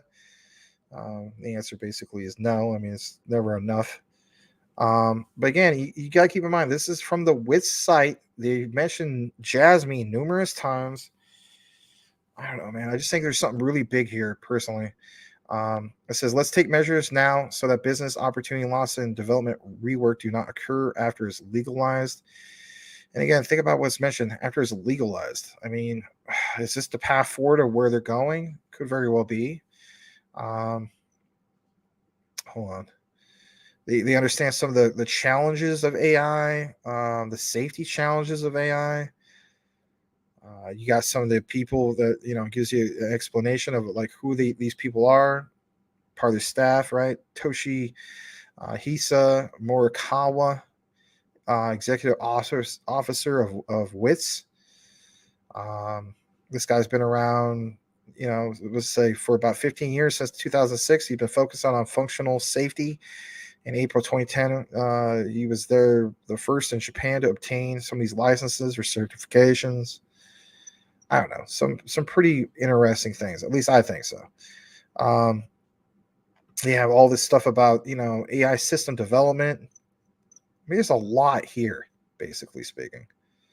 And you got all these examples, right? So earlier today, I did that video on DMTR, right? And you have you have drones for agriculture and so on. Like, here's another perfect example of some of the robotics used in just that, agriculture, right? Two different projects, but I don't know, the point is there's a lot that they're going to be doing, and I think that the reason why we want to put so much focus on this is this WITS partnership. When I said before, don't dismiss the WITS partnership for Jasmine. This is a huge partnership because this is the path forward for Toyota, for instance. And some people are saying, well, there's nothing really solid with Toyota. Yes, there is. We already had confirmation. We already did a deep dive. When it comes to Jasmine, you got to understand that WITS is a subsidiary of Toyota, even I think also Panasonic, if I'm not mistaken, right? So they got a lot of stuff going on. And, seeing the official announcements like you saw earlier, and maybe I could try to bring that up again just in case some people didn't see it. But like that commercial with Jasmine and WITS, I mean, that was amazing. So autonomous driving and AI system safety standard, compliance support tool. I mean, these kind of whole outline of everything they're doing. And you could just like double check all this stuff. Not just, for instance, in Japan, but Europe, internationally speaking, US, other countries. You got to keep in mind, I mean, if this is a subsidiary of Toyota, come on, guys. Like, there's plenty of Toyota vehicles here in the United States. All right. Anyway, thought I'd show you guys that. Let me jump back into this for just another brief moment. They have this whole thing about the driving consortium. I'm not going to get into that particular spot area, but I do want to jump into the WITS partners. So this point right here, so the WITS partners, 2 subsidiary of WITS supports their parents and companies' directions and growth. Imaginary Inc., which mentions Jasmine and potential future services. Okay. You guys want some of the stuff that's not so speculative, or I shouldn't say any of this is speculative, but you want to see where it says Jasmine specifically? We'll open that up. So as we do so, we get into this. I'm going to give just a brief moment for it to interpret it. And this is cool stuff. I did see this earlier. So it says, we are imaginary motivation. That right there looks kind of funky, right? It could look like something almost like from a horror show, or I don't know, possibly Star Wars too at the same time. No, that's not horror. But it says, we are an ideal information technology company founded with passion by a group of people who love technology, with technology that is half a step ahead of us, and with a generous spirit to realize innovation through people's rich imagination. Right? They provide premium quality products and services. They will quickly sell excellent products that have application value in social life to support the Japanese economy. They will continue to actively promote safety, security, and productivity. They will continue to maintain a maintenance and operation system that allows the products and services that they provide to be safely and to, it's again the interpretation, but safe and secure, right? So look what's mentioned here. SF Twin, against some of the WITS ones, right? WarX, that's all part of WITS, right? Let's get down to some of those particular areas. I do believe, like the guy said, he mentions Jasmine. I don't know if it's on this particular page. I did review this earlier, but give me a second. It does mention it, but hold on a second. Kind of get the sniffles.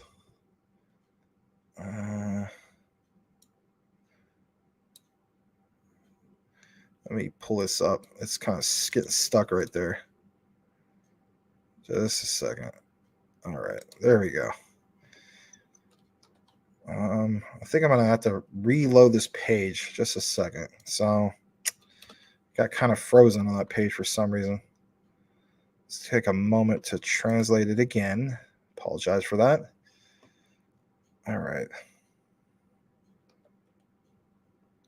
So there's more information in regards to some of the guidelines, all this cool stuff. Let me jump down to some of the features. Yeah.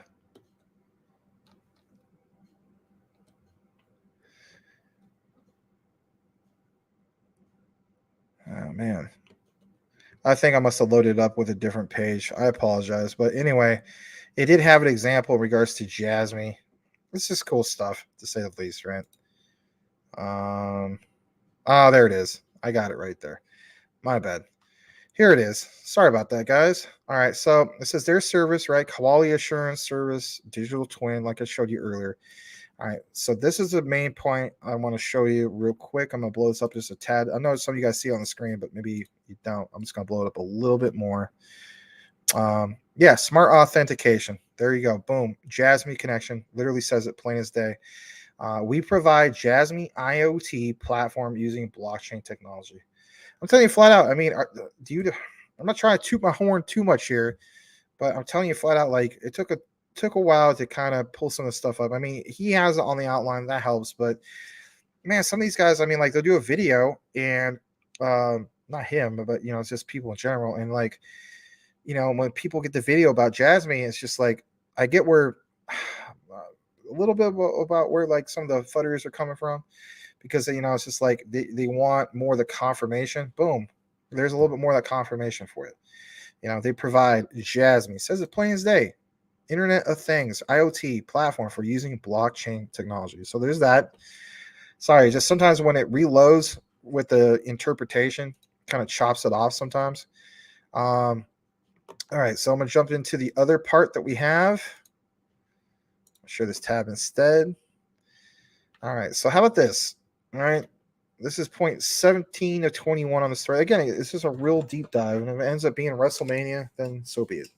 Because tomorrow, in reality, is going to be kind of I don't know how short of a short show it is. Let me just double check. Let me see what time that Suns game is. It might be, you know, here in Phoenix, they do the games at 7. But for tomorrow in LA, they might do the games at later, right? Okay, so they're going to do it later. So tomorrow will be at 7:30 Eastern. So we'll be an hour and a half into the show. I don't know. Maybe we'll just go an hour and a half. Maybe we'll go 2 hours. Just depends. I mean, I would kind of like to watch a full game for a change, but anyway. All right, so let's jump back into this. It says WITS, you know, they're working with Marubeni Information Systems Corporation. We won't jump into that particular part, but it says, what is SOBOM? And this part's good. It says SBOM standard aligns with Jasmine, or aligns well with Jasmine, blockchain technology and IoT solution for proof of anonymous ownership of device software. And I love that, you know, what he does here. He highlights all the good stuff. So what is an SBOM, right? You guys don't know about this, and, you know, some of it I don't even know about. An SBOM is formal and machine readable metadata that uniquely identifies a software package and its contents. It may include some other information about its contents, including copyrights and licensed data. SBOMs are designed to be shared across organizations and are particularly helpful at providing transparency of components delivered by participants in a software supply chain. Many organizations concerned about software security are making SBOMs a cornerstone of their cybersecurity strategy. Right? That's cool stuff. On top of that, it says his overall thoughts. He says, that's it. Let me briefly recap WITS and Jasmine, since we covered all the above, and we did. He believes that WITS empowers Jasmine to demonstrate not only their technologies through these POCs, but the concept of data democracy they are trying to achieve on top of mass. And I would fully 100% agree with him on that. He says, on top of that, he says, obviously, they are still in early stages, but Jasmine services are the core for 2 of WITS's products. For instance, Tizawit that we covered earlier with Sean, and SXIM and their aligned synergy for mass. In addition, once the Jasmine Internet of Things devices are proven, there's room to expand to WarXS and even SF Twin. And that is really a big deal, because you want to see that happen. And on top of that, again, it's just a perfect example of utility being used. I mean, literally physical utility. All right. On top of this, he says his overall thoughts. No wonder why WITS is a key, a Jasmine partner, and I would agree with him on that as well. We have to wait and see how they grow their products. But remember, Jasmine's a service the company chose to adopt to expand their own product. This means a lot to Jasmine's utility. Give me just a second. Sorry. I don't know if this guy's grumbling or something.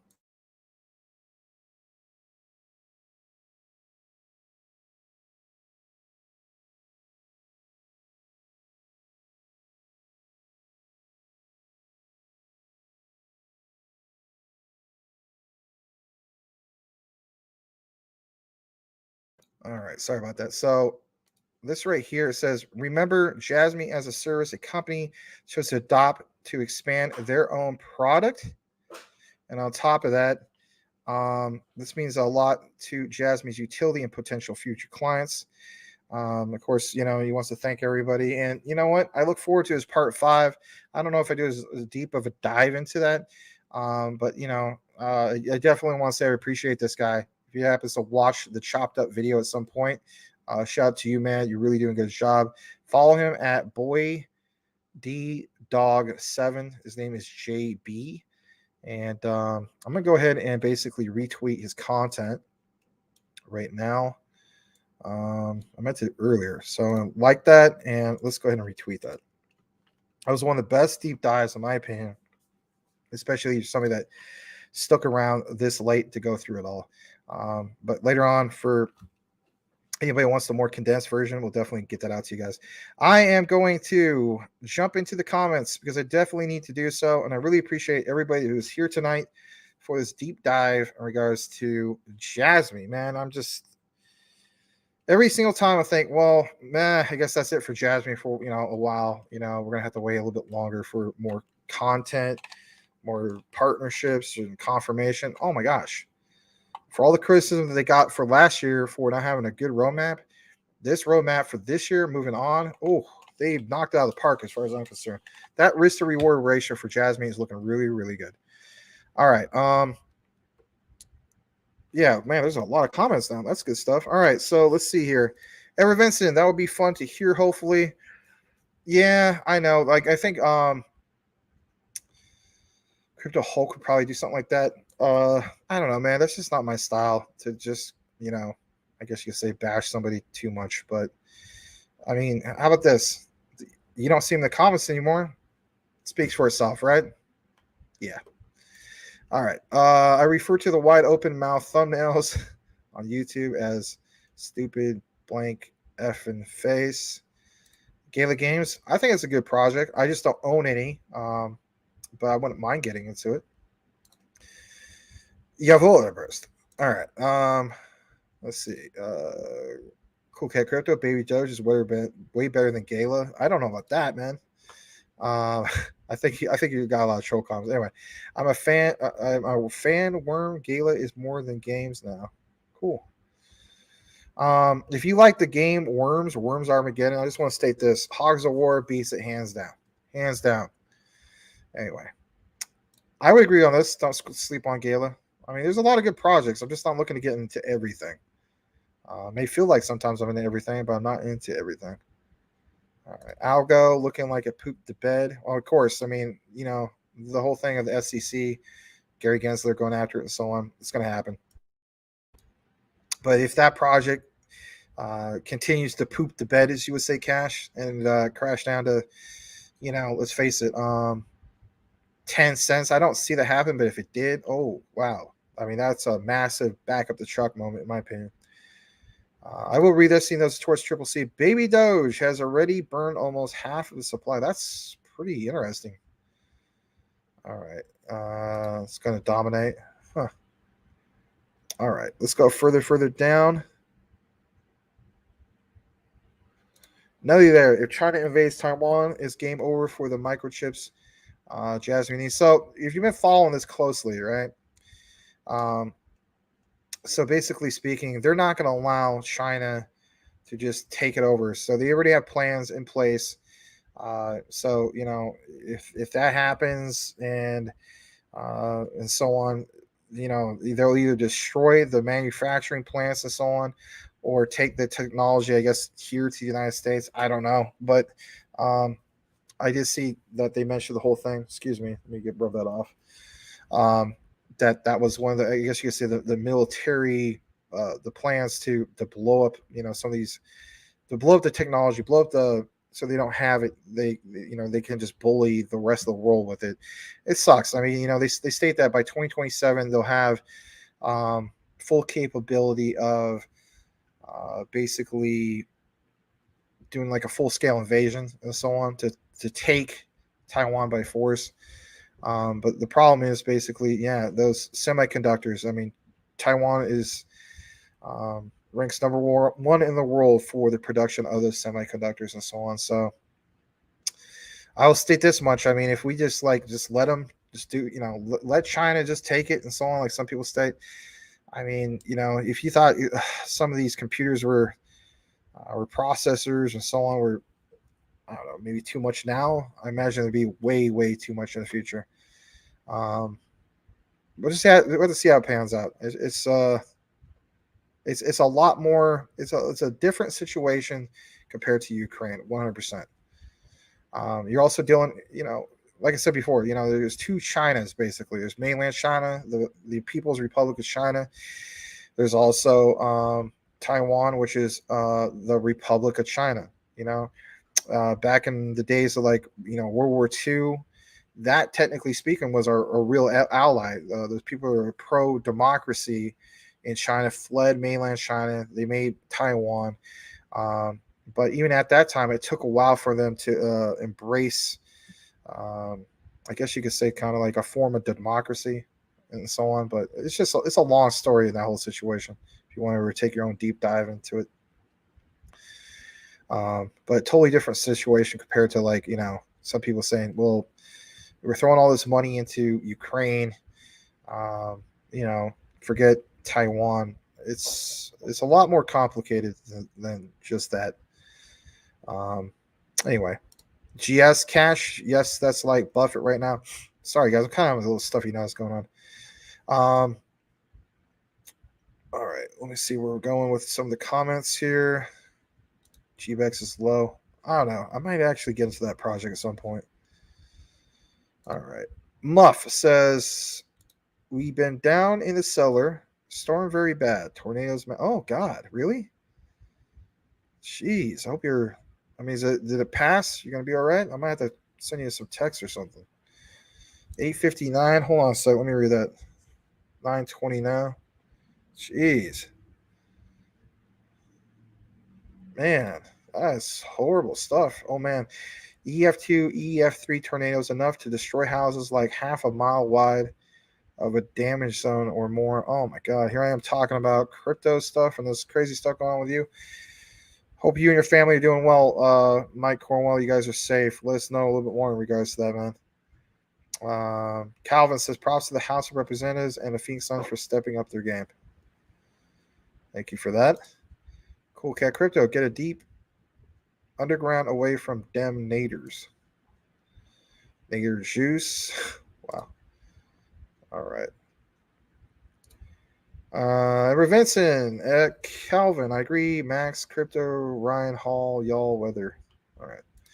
Ronnie Kersey, welcome back. He says, damn, you're going hard tonight with this research. Yeah, it's because if anything, it'll make a really epic video too when I get it all done. Anyone seeing Quant at 111? Also looking at Matic, maybe H-bar.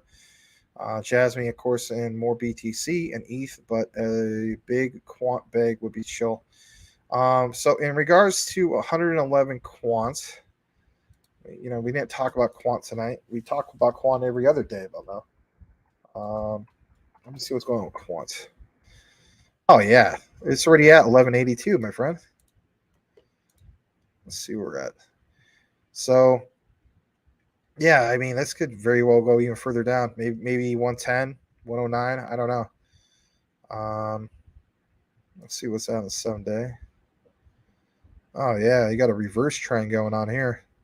Edward Vincent, a top shelf crypto, could probably give you more information about that on Rumble. So, yeah, easily 111 even. I mean, we're practically there as we speak. Yeah, it's probably going to tank even more. So, All right, let's go further down. Thoughts, anyone, on what other coins are people holding for the legit long run? Triple C says XRP, XLM, XTC. You might want to look at that. Yep, I agree with that. LCX. All right. Yeah. Oh, God. All right. GS says Crypto Hulk says hold the 3 X's, sorry, and the H, and you'll be effing rich. XRP, XLM, XTC, H bar, not finished. Yeah. Here's the thing when it comes to H bar, right? So it's consistently my number 5. So for me, my top 5 is Quant, XRP, XLM, XTC, and H bar, right? And then to be honest, I think even Jasmine, I have to move it up to like maybe my number 6 or 7 because I'm looking at it from the perspective of what one could get me there first, the promised land first. I got a great feeling about Jasmine. I'm gonna keep continuing to talk about it. I think it's one of the most underrated projects in crypto, personally. And we're still very close to bottom, and we're still incredibly early when it comes to the project. Even with all the flood of the past, so like people are like, "Oh, this thing used to be at $5." I mean, okay, XRP used to be at what, a few bucks as well. I mean, literally on the chart, it looks very similar. So, that Hulk River says, I think Quant will hit 100, but maybe never again. Man, if it hits 100, I mean, I'm not telling you guys what to do, but if you haven't hit your goals on your minimum for Quant, you might want to consider that. It's not financial advice. Bruce Banner lunchbox. Funny thing is, Cool Cat, I actually had a Bruce Banner lunchbox, not a soiled one, but yeah. So it has Bruce Banner, and then he turns into the Hulk, and it was actually based off the 1970s TV show with Lou Ferrigno, right? The Incredible Hulk. Anyway. All right, Mr. Muff's got an update, maybe. Nope, not an update. If any other low caps that are going to make people a millionaire in the retail bull run alt season. All right, the council is pleased with this Hulk. Clears throat. He does that a lot. Snorts, then takes a drink. That Hulk. Yeah, he does that a lot. But you know what? That's him. And people still appreciate his content. That's pretty awesome. I mean, I always mute myself. Sometimes I get myself in trouble for that. All right. Don't ruin it for me. Please don't ruin it for me. I have not watched the new season yet. I'm going to binge watch it. Magic Power says max standards, deep dives with passion. Thank you, man. Appreciate that, Magic Power. My dripping wet Mandalorian. Oh boy. Yeah, the co-star. I thought she's pretty. Like, she's older, but she's actually pretty cute. Wow. All right. Yeah, I started watching a little bit of Andor. I got to get more into it. All right. This is the way. But yeah, Mandalorian takes the cake all the way. All right. So let me see. I think we covered literally everything of tonight. Yeah, we did. Well, guys, I think that's a show. Thank you so much for joining us for, the deep dive for Jasmine. We'll be back here tomorrow for more Crypto Talk Now. Tomorrow's Thursday. We'll have to see how the market goes. Let's face it. Markets awaken in the morning on different sides of the world. Might be a couple more days of red. I don't know, but we'll definitely see what happens from here. And for everybody that's complaining about everything being red, for you guys, at least for me too, I think a large majority of us, right, we're taking advantage of these particular dips. So Quant to 100, kidding me? Like Blackwood said, might be one of the last times. So we'll see what happens. We'll definitely see what happens. The bottom of the comments.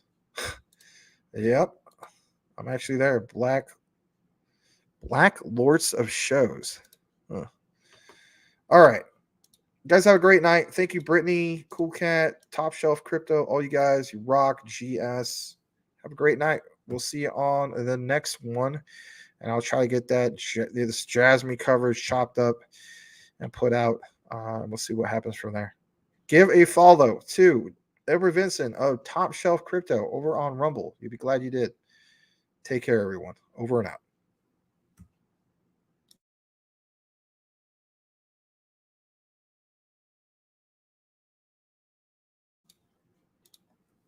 And you too, April. I hope you guys are safe and sound. Sorry about that. April, the Cornwalls, Mike, your whole family. God bless you guys. Lord Jesus, please protect them. You guys and anybody else living in Tornado Alley. God, I would hate that anything happened to you guys. So, God, please keep them safe. In Jesus' name, amen. God bless you guys. Over and out.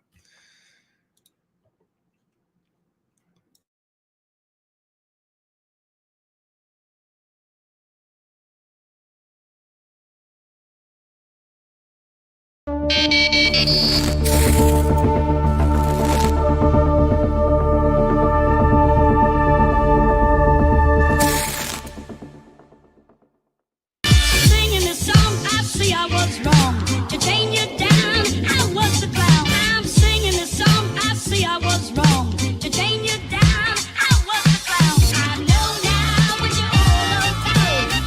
I've had the time to run out. I pray for the touch of your hand.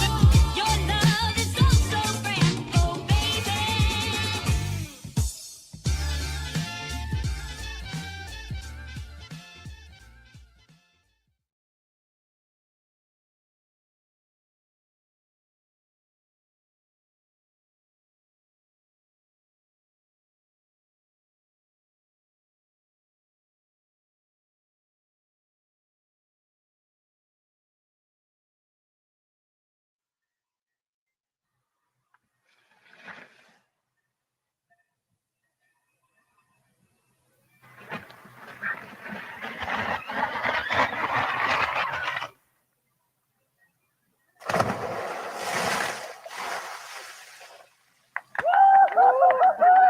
So good.